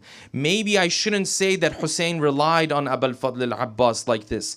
He says, I went home that night and I took my sleep that night. He says, in my dream, I saw Imam al-Hussein came to me, yes? And when Imam al-Hussein came to me, he said, listen, Fulan, your poetry was right. On that day, the infallible Imam was looking for support from who? From Abul Fadl al-Abbas. That is how difficult the pain of the 10th of Muharram was. And that is how much Hussein was in need of the support of his brother. But what has happened to Abul Fadl al-Abbas on the 10th of Muharram? He has seen so many bodies go to the battlefield and come back in pieces, yes? He has stood there and watched. Ali al-Akbar came to the tent of Hussein, asked for permission. He went to the battlefield and they had to come back and bring back his body. Qasim ibn al-Hasan went to the battlefield. They had to bring back his body. Every time there's a wound on the heart of Abul Fadl Abbas, every time as the commander of Hussein, he has to witness these moments that keep happening. It was too much for him. But you know what pain it was maybe that broke the heart of Abbas more than anything else? You know what it was that made it unbelievably difficult for Abul Fadl Abbas? I think it was the al-atash that he kept hearing from these women and the children. This was the one that killed Abbas because he had the might, he had the strength, but there's an ocean of an army in front of him. From the morning he's been hearing al-atash, we're thirsty. And what can Abbas do standing there with all of these women and children? The narrations say some of them were looking for these cool parts of the sand to pull up their clothes and put their bodies on that part of the sand just so that they could cool down a little bit more. And maybe Abbas keeps hearing the cry of Ali al-Asghar in these moments, yes? And maybe he keeps hearing the cry of the mother of Ali al-Asghar. This is why at one point Abul Fadl Abbas, he made his way to the tent of Hussein and he only asked this one sentence, this one question. He said, Ya akhi, my brother, halli min rukhsatin, will you give me permission? The moment Hussein heard these words, Hussein started to fall apart. The Maqatil have narrated one line. This one line is enough for you. He said, فَبَكَى الْحُسَيْنُ بُكَاءً شَدِيدًا. Hussein cried this time, but he cried a heavy crying. This one was the most severe for Hussein. This was the one that Hussein couldn't take it anymore. فَبَكَى الْحُسَيْنُ بُكَاءً شَدِيدًا. Hussein started to cry heavily. Imagine your Mawla standing there, the strongest of all standing there, the most patient of all there, and Hussein and Abbas says one line to him, and Hussein starts to fall apart in front of him. فَبَكَى الْحُسَيْنُ بُكَاءً شَدِيدًا. The tears are coming down the face of Abu Abdullah. He can't take this moment at all. He turned to Abbas. He said, Ya akhi, anta sahibu liwa'i. You're the flag bearer of this army. You're the one who's the backbone of this army. Wa idha madayta. You know if you leave. Tafarraqa askari. You know if you leave Abbas, there will be nothing left from my army. You know this and you still come and make this request, yes? You still come and put my heart through pain like this, yes? And then Abbas turned to him. He said, oh Hussein, you know what the problem is? فَقَدْ سَئِمْتُ مِنَ الْحَيَاةِ. I'm tired of this life because my heart can't take the pain anymore. Every time I stand here and they bring back the body of Ali al-Akbar, and they bring back the body of Qasim, and they bring back the body of Aoun and Muhammad, I can't take it anymore. So Hussein turned towards him and said, Abbas, at least if you're going going to leave. Go, فَاتْلُبْ لِهَؤُلَاءِ الْأَطْفَالِ قَلِيلًا مِنَ الْمَاءِ. Go and bring a little bit of water for these children. The narration says Abu al-Fadl Abbas went on the horse. He made his way out. He began speaking to this ocean of an army that's in front of him, but they didn't listen. Hussein, Abu al-Fadl Abbas went back to grab his mashk. Imagine the women and children at the entrance of the tents. Maybe some of these children have a little bit of hope, yes? Because they say this time our uncle Abbas is going. This time the flag bearer is going. Never has Abbas come back without a victory. Never has Abbas come back with making their hope into a lack of hope. The narration says Abbas got on his horse. He started to strike through this army to make his way towards Furat. He finally got to Furat. He gets off of his horse and fills this mashk. He fills the water with this mashk, and the narration says he got back on his horse. But we tell Abbas, oh Abbas, if you only knew what is waiting for you in these moments, if you only knew what these enemies of Allah have prepared for you. The narration says he started to make his way back, and all of a sudden Abbas saw the arrows from every direction. It doesn't matter where you ride, when there's arrows coming from the sky in every direction, it's going to catch you left and right. The narration says he rode as his body continued to catch all of these arrows, but they didn't stop there. All of a sudden someone came out of nowhere and struck his right arm. But Abu al-Fadl Abbas continues on this path, yes, because his eye is only on this mashk. His eye is only on this water. The narration says he continued. They struck him on his left arm and he still has this mashk.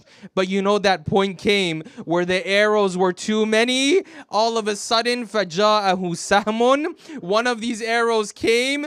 فَأَصَابَ الْقِرْبَ. It hit the water skin, and the water started to drip away in front of Abu al-Fadl Abbas. And I tell you, with that water in the water skin, the tears of Abu al-Fadl Abbas started to flow from his eyes. The Maqatil have this one terminology. They said, فَتَحَيَّرَ الْعَبَّاسِ. Abbas didn't know in these moments, do I go back to get water again? Or do I go back to the tents to see the women and the children? And in this tahayyur, Abu al-Fadl Abbas was struck on the head and he fell on the ground and he called out, Ya akha, adrik akha. My brother, come to the aid and assistance of Abbas. They say Hussein ran in those moments and sat beside the body of Abu al-Fadl Abbas. What did they say in those moments together? We don't know the whole conversation, but I'm sure at some point Abu al-Fadl Abbas turned to Hussein and said, listen, when you go back to the tents, tell these women and children what happened to me. I know your children had the hope that I would bring water for them. I know the mother of Ali and al-Asghar is waiting for me. I know everyone is thirsty in the tents. Tell them what I did for them. And maybe at that point, Abu al-Fadl Abbas turned to Hussein and said, don't worry, I will offer your salams to my mother Fatima. Because in those moments, you can be sure that Fatima was also mourning Abu al-Fadl Abbas. But the narration says, what did Hussein see when he came to his body? This body was murammalun bid-dima. It was full of blood. He could barely find a point on this body that didn't have arrows on it, that didn't have wounds on it, until Abu al-Fadl Abbas take his final breaths. And then Hussein has to come back to his tents. And all the narrations say he came back while he was holding his back, He came back because he said, now my back is broken. Al-an inkasara dhahri. Now my back is broken. Wa qallat hilati. I can't take it anymore. This one was too much for Hussein. All he did was he came back to the tents. All these women and children are asking, what happened to our uncle Abbas? He said, there's no more Abbas. Yes, maybe some of the children came back and said, Father, we don't want water anymore. Just tell him to come back at least. Let us see our uncle one more time. But all Hussein did was come to the tent and pull the column of the tent, yes? And he told them, now now the time of captivity has begun. The time of Asara has begun.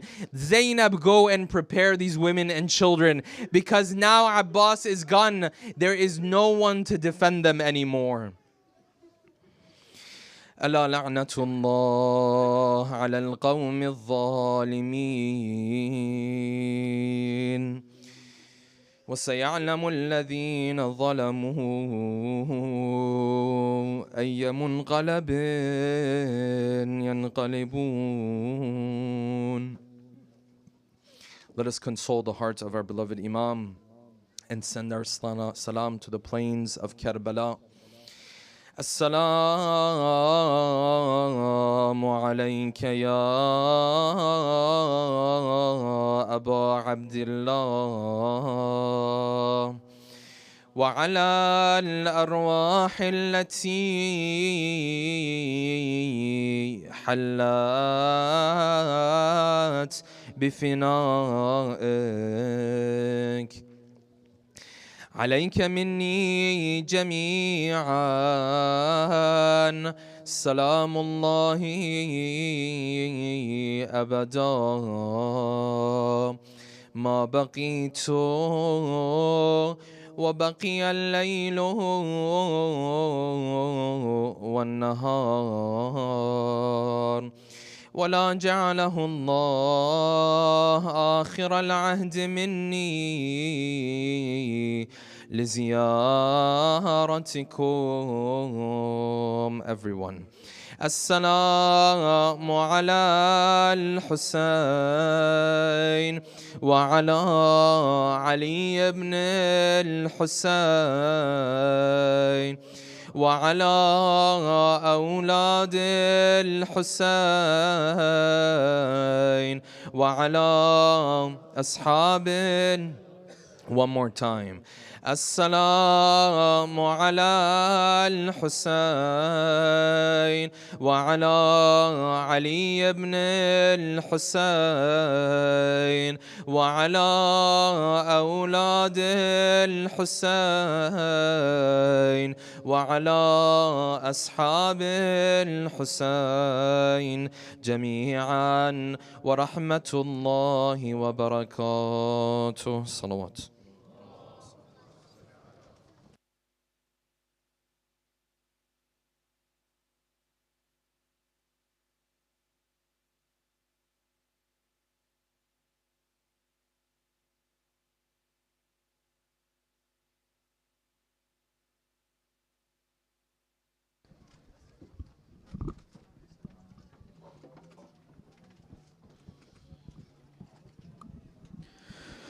کاش عباس نہ مارے جاتے کاش عباس نہ مارے جاتے کاش عباس نہ مارے جاتے کاش عباس نہ مارے جاتے کہ دونوں بازو وہ شہنشاہ ہے وفا کے تھامے لاش عباس پہ شبیر بکا کرتے تھے بھائی تم بعد ہمارے جاتے کاش عباس نہ مارے جاتے اور گردن شاہ پہ یورن میں نہ خنجر چلتا یوں نہ خورشید امامت سارے مقتل ڈھلتا یوں نہ سر نیزوں پہ سارے جاتے کاش عباس نہ مارے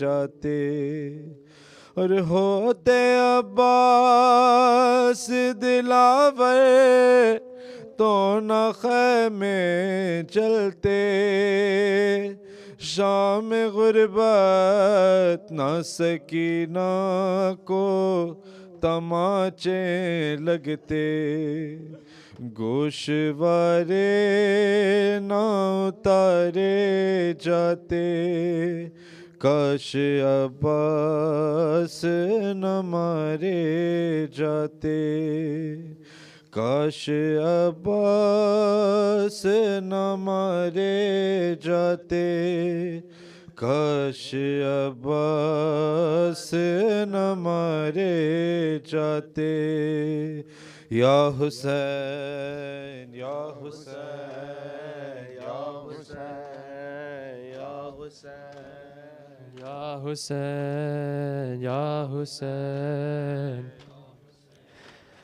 بیٹا ہے تو علی کا، زہرا کی تو دعا ہے، شبیر تیرا آقا ام البنین ماں ہے، ہر صورت و چلن میں حیدر سے نہ جدا ہے، تا حشر تجھ سے قائم دنیا میں بس وفا ہے، عباس عباس عباس عباس عباس عباس، دل کی مراد غازی تیرے علم سے پائے، روتی ہوئی جمائیں تیرے علم پہ آئیں، زہرا کے درد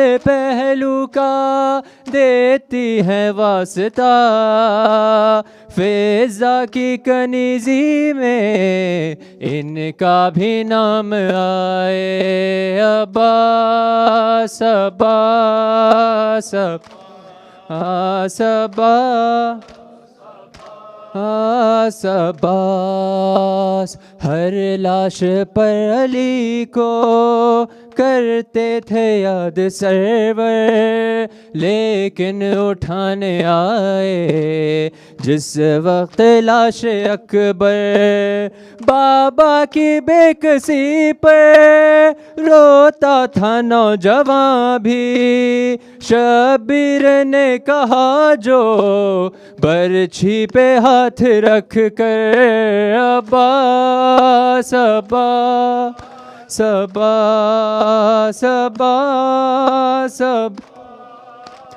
عباس، خنجر گلے پہ جس دم بھائی کے چل رہا تھا، 70 قدم سے منظر زینب نے خود یہ دیکھا، جب شمر مارتا تھا گردن پہ شیخ خنجر، ہر ضرب پر تڑپ کر کہتی تھی بنت زہرا، عباس عباس عباس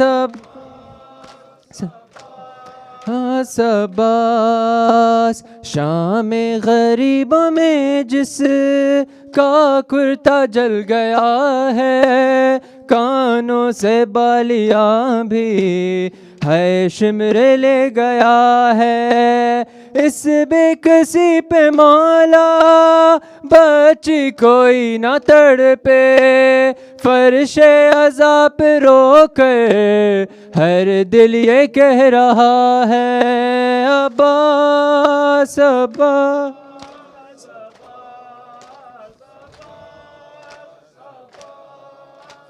عباس، اس وقت جب کہ زینب دربار میں گئی تھی، قاری نمازیوں سے محفل سجی ہوئی تھی، ظالم یہ پوچھتا تھا غازی تیرا کہاں ہے، بالوں سے منہ چھپائے زینب یہ کہہ رہی تھی، عباس عباس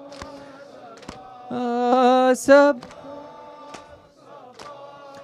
سباس سرور کی لاڈلی کا ایک تو ہی تھا سہارا پانی کسی سے اس نے مانگا نہیں دوبارہ جب کوئی مارتا تھا رخسار پر تماچے بابا سے بھی زیادہ اس نے تجھے پکارا باس سب سب سباس یا حسین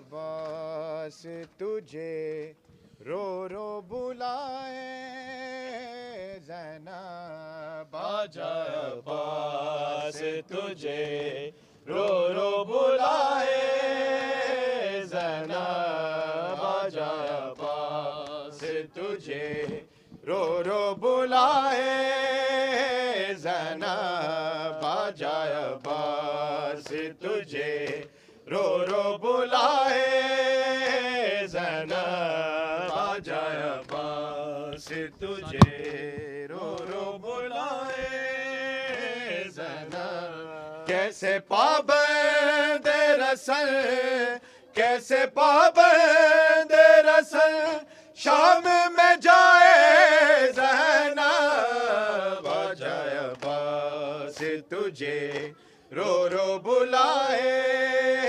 زینب آجا عباس تجھے رو رو بلائے زینب آجا عباس تجھے رو رو بلائے زینب کیا کروں یہ تو بتا بھائی نہیں سر پہ ردا سر پہ بابا بھی نہیں کون سنے میری صدا حکم ظالم کا ہے یہ حکم ظالم کا ہے دربار میں آئے زینب آجا عباس تجھے رو رو بلائے زینب آجا عباس تجھے رو رو بلائے زینب آجا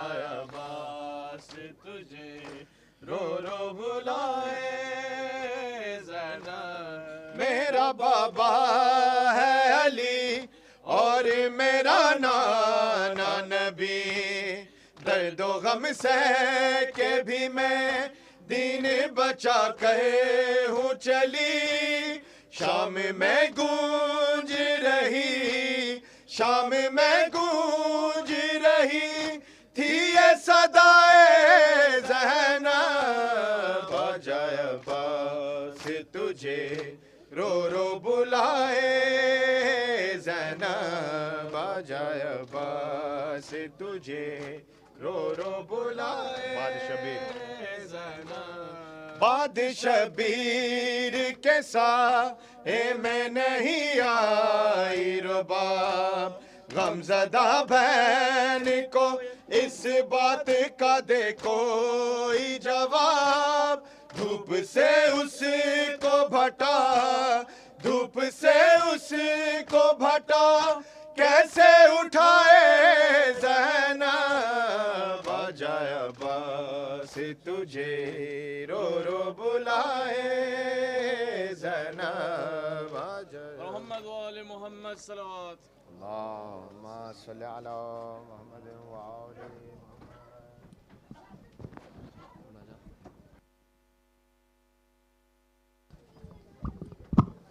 Brothers, please be seated for munajat.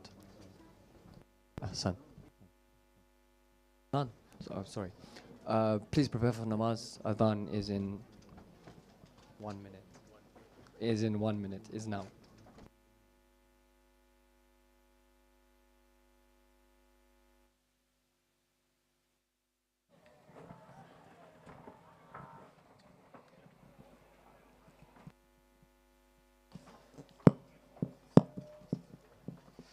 إن الله وملائكته يصلون على النبي يا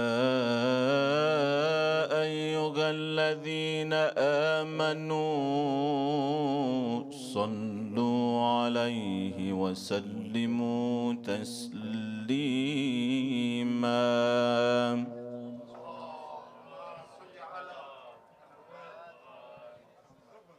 سبحان الله والحمد لله ولا إله إلا الله والله أكبر ولله الحمد الله أكبر الله أكبر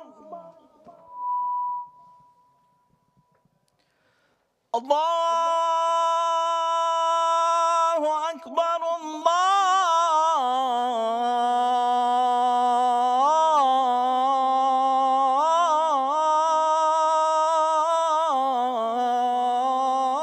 الله أكبر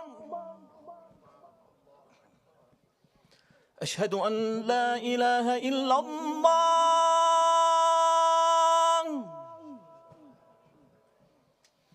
أشهد أن لا إله إلا الله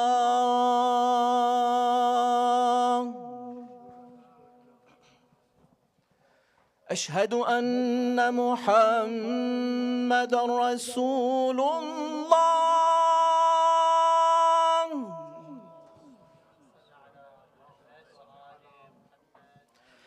أشهد أن محمدًا رسول الله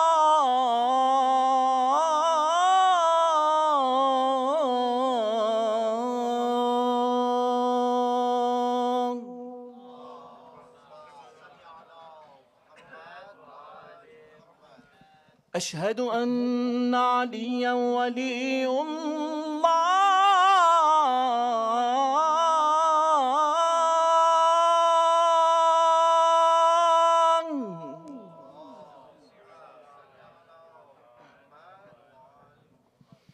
أشهد أن عليا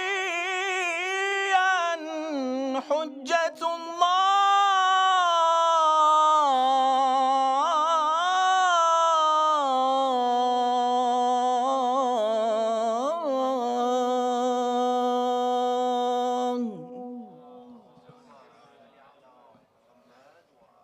هيا على الصلاة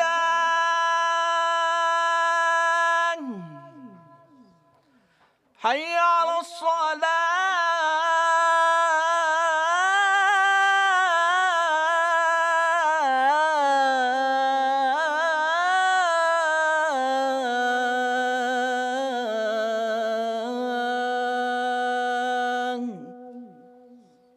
هيا على الفلاح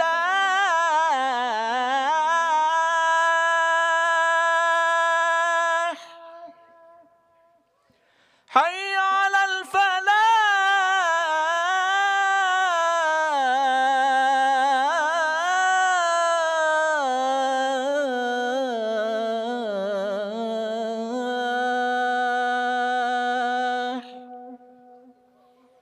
حي على خير العمل حي على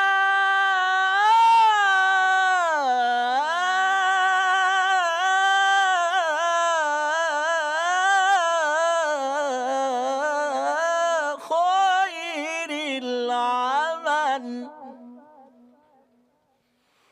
الله أكبر الله أكبر لا إله إلا الله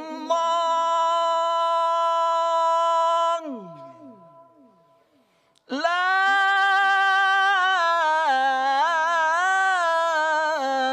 إله إلا الله وصلى الله على سيدنا محمد وآله وسلم.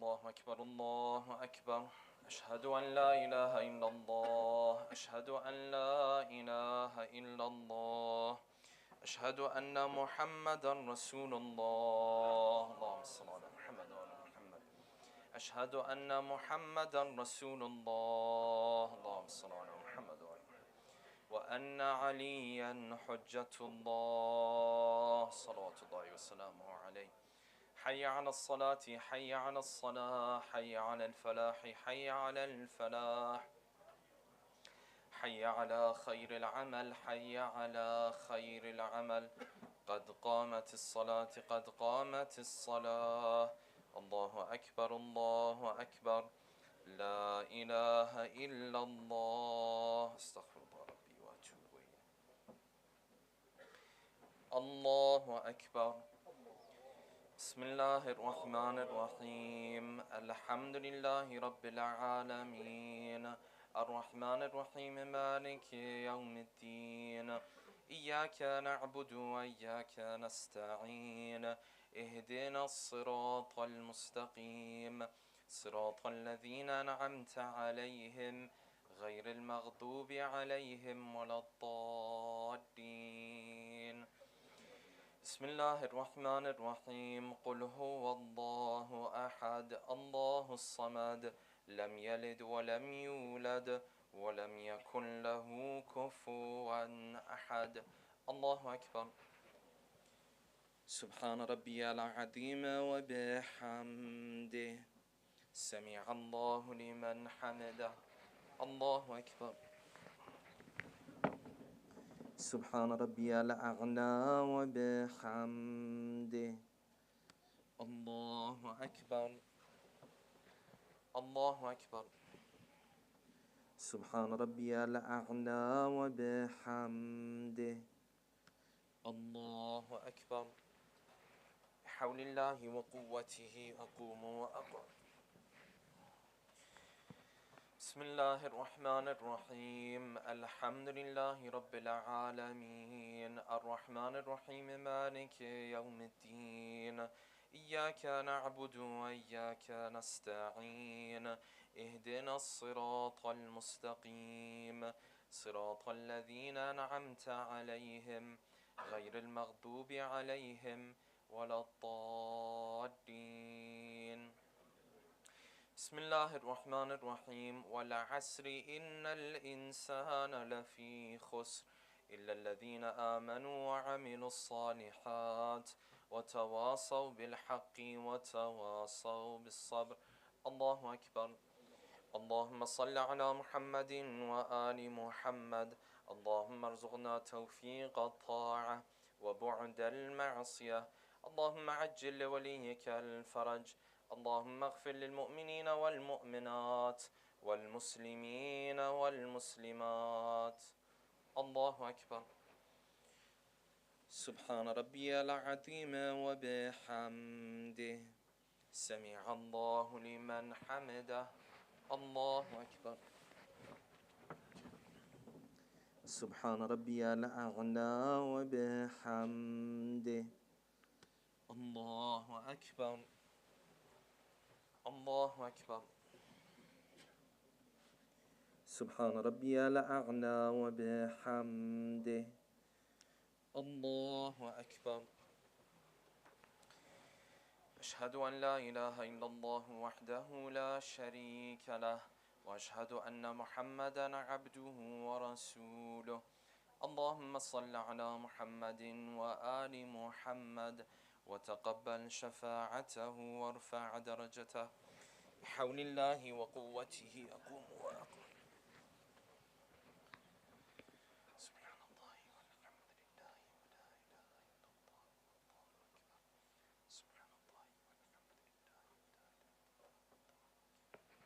الله أكبر. سبحان ربي العظيم وبحمده. سمع الله لمن حمده. الله أكبر. سبحان ربي الأعلى وبحمده. الله أكبر. الله أكبر. سبحان ربي الأعلى وبحمده. يا لطيف ارحم عبدك الضعيف. الله أكبر. بسم الله وبالله الحمد لله. أشهد أن لا إله إلا الله وحده لا شريك له وأشهد أن محمدا عبده ورسوله. اللهم صل على محمد وآل محمد. السلام عليك أيها النبي ورحمة الله وبركاته. السلام علينا وعلى عباد الله الصالحين. السلام عليكم ورحمة الله وبركاته. الله أكبر. الله أكبر. الله أكبر.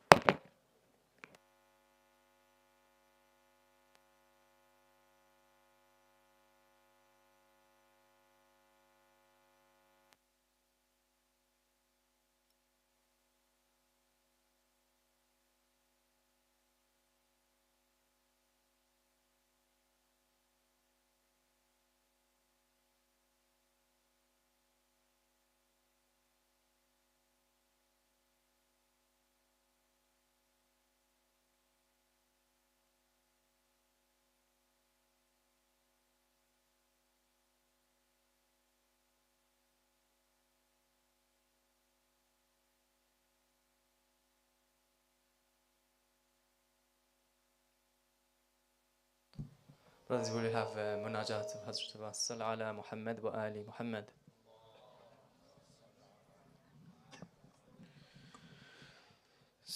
سکائے حرم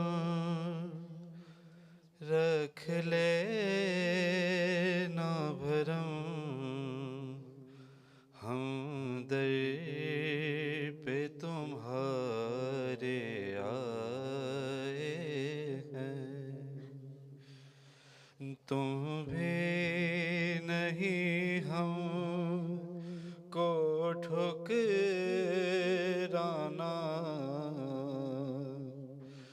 تم بھی نہیں ہم کو ٹھکرانا ہم دنیا کے ٹھکرائے ہیں سکائے حرم رکھ لے نا بھرم ہم در پہ تمہارے آئے ہیں اب سارے سہارے ٹوٹ چکے ہمیں اپنے پرائے لوٹ چکے اب سارے سہارے ٹوٹ چکے ہمیں اپنے پرائے لوٹ چکے تم اپنی پناہوں میں لے لو ہم رن سے بہت گھبرائے ہیں اور مولا مولا تم باب ہوائج ہو روزے پہ انہیں بھی بولے والو مولا تم باب ہوائج ہو روزے پہ انہیں بھی بولے والو غربت کے سبب جو آ نہ سکے ہم ان کے عریضے لائے ہیں اور ایک قبر ہے شام کے زندہ میں ایک مشک ابھی تک خالی ہے ایک قبر ہے شام کے زندہ میں ایک مشک ابھی تک خالی ہے ہم پیاسی سکینہ کی خاطر آنکھوں میں آنسو لائے ہیں سقائے حرم رکھ لے نہ بھرم ہم در پہ تمہارے آئے ہیں پر محمد وعلی محمد صلوات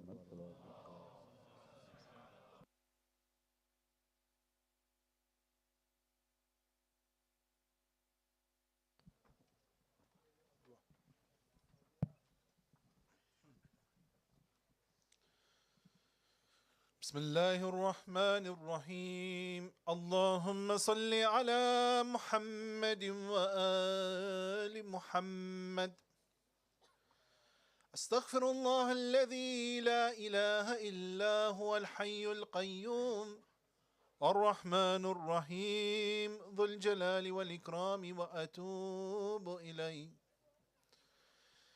بسم الله الرحمن الرحيم اللهم إني أسألك موجبات رحمتك وعزائم مغفرتك والنجاة من النار ومن كل بلية والفوز بالجنة والرضوان في دار السلام وجوار نبيك محمد عليه وآله السلام اللهم ما بنا من نعمة فمنك لا إله إلا أنت أستغفرك وأتوب إليك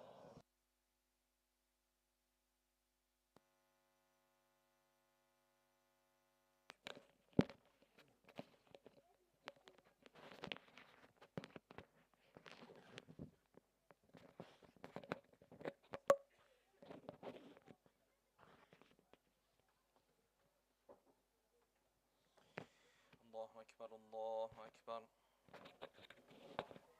أشهد أن لا إله إلا الله أشهد أن لا إله إلا الله أشهد أن محمدا رسول الله اللهم صل على أشهد أن محمدا رسول الله. اللهم صل على محمد وعلى محمد. وأن عليا ولي الله صلوات الله وسلامه عليه.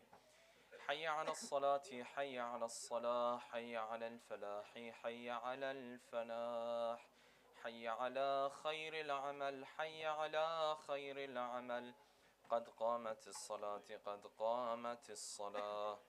الله أكبر، الله أكبر، لا إله إلا الله. استغفر الله. يا محسن قد أتاك المسيء، وقد أمرت المحسن أن يتجاوز عن المسيء. أنت المحسن وأنا المسيء، فبحق محمد وآل محمد صل على محمد وآل محمد، وتجاوز عن قبيح ما تعلم مني. الله أكبر.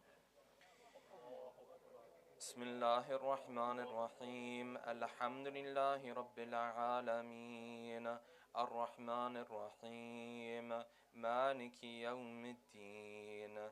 إياك نعبد وإياك نستعين. اهدنا الصراط المستقيم، صراط الذين أنعمت عليهم غير المغضوب عليهم ولا الضالين.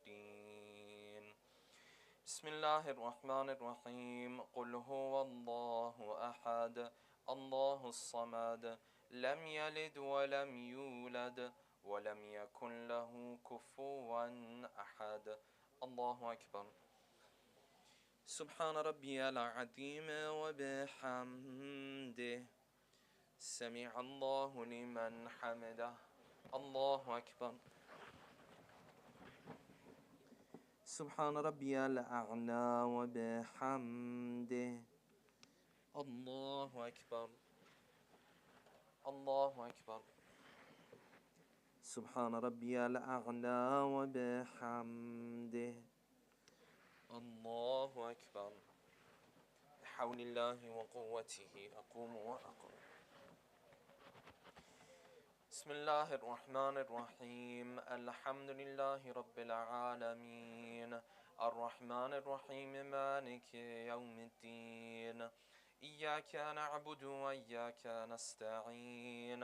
اهدنا الصراط المستقيم، صراط الذين أنعمت عليهم غير المغضوب عليهم ولا الضالين. بسم الله الرحمن الرحيم. والعصر إن الإنسان لفي خسر إلا الذين آمنوا وعملوا الصالحات وتواصوا بالحق وتواصوا بالصبر. الله أكبر. اللهم صل على محمد وآل محمد. اللهم ارزقنا توفيق الطاعة وبعد المعصية. اللهم عجل لوليك الفرج. اللهم اغفر للمؤمنين والمؤمنات والمسلمين والمسلمات. الله أكبر. سبحان ربي العظيم وبحمده، سمع الله لمن حمده. الله أكبر. سبحان ربي الأعلى وبحمده. الله أكبر، الله أكبر. سبحان ربي الأعلى وبحمده. الله أكبر. أشهد أن لا إله إلا الله وحده لا شريك له، وأشهد أن محمدا عبده ورسوله. اللهم صل على محمد وآل محمد، وتقبل شفاعته وارفع درجته. بحول الله وقوته أقوم. سبحان الله والحمد لله ولا إله إلا الله والله أكبر. سبحان الله والحمد لله ولا إله إلا الله والله أكبر. الله أكبر. سبحان ربي العظيم وبحمده، سمع الله لمن حمده. الله أكبر. سبحان ربي الأعلى وبحمده. الله أكبر. الله أكبر. سبحان ربي الأعلى وبحمده. الله أكبر. بحول الله وقوته أقوم وأقعد.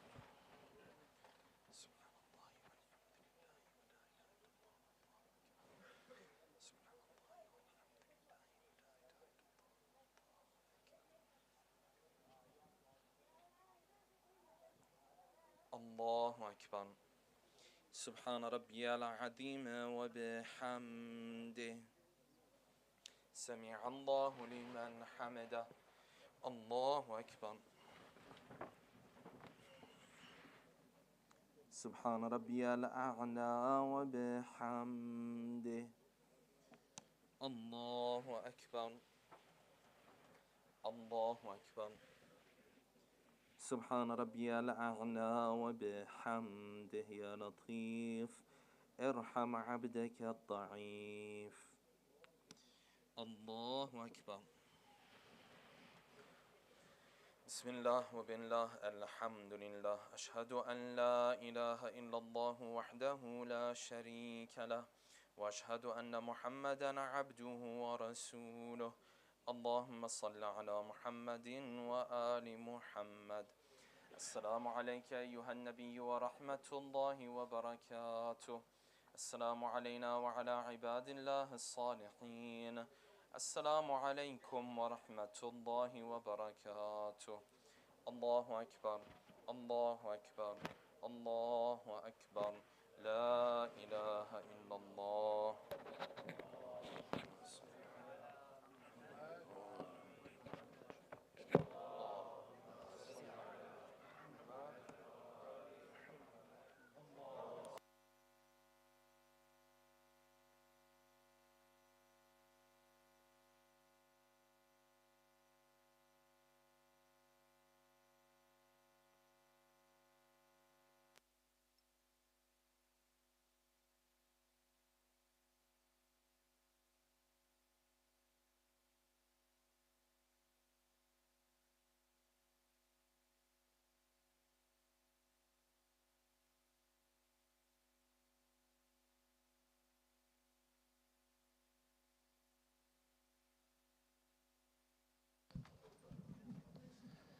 بسم الله الرحمن الرحيم.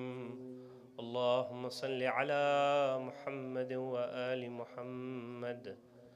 استغفر الله الذي لا إله إلا هو الحي القيوم ذو الجلال والإكرام وأتوب إليه. استغفر الله الذي لا إله إلا هو الحي القيوم ذو الجلال والإكرام وأتوب إليه. استغفر الله الذي لا إله إلا هو الحي القيوم ذو الجلال والإكرام وأتوب إليه. بسم الله الرحمن الرحيم. اللهم صل على محمد وآل محمد. اللهم إنه ليس لي علم بموضع رزقي، وإنما أطلبه بخطرات تخطر على قلبي، فأجول في طلبه البلدان، فأنا فيما أنا طالب كالحيران. لا أدري أفي سهل هو أم في جبل، أم في أرض أم في سماء، أم في بر أم في بحر، وعلى يدي من ومن قبل من، وقد علمت أن علمه عندك وأسبابه بيدك، وأنت الذي تقسمه بلطفك وتسببه برحمتك. اللهم فصل على محمد وآله، واجعل يا ربي رزقني واسعا، ومطلبه سهلا، وما أخذه قريبا، ولا تعنني بطلب ما لم تقدر لي فيه رزقا، فإنك غني عن عذابي، وأنا فقير إلى رحمتك. فصل على محمد وآله، وجد على عبدك بفضلك، إنك ذو فضل عظيم.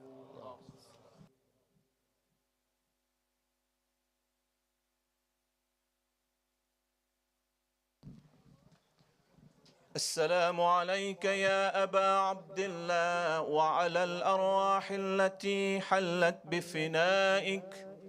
عليكم مني جميعا سلام الله أبدا ما بقيت وبقي الليل والنهار، ولا جعله الله آخر الأهد مني لزيارتكم. السلام على الحسين وعلى علي بن الحسين وعلى أولاد الحسين وعلى أصحاب الحسين جميعا ورحمة الله وبركاته. اللهم خس أنت أول ظالم باللعن مني، وابدأ به أولا ثم لعن الثانية والثالثة والرابع. اللهم لعن يزيد خامسا، ولعن عبيد الله بن زياد وابن مرجان وأمر بن سعد وشمرا وآل أبي سفيان وآل زياد وآل مروان إلى يوم القيامة.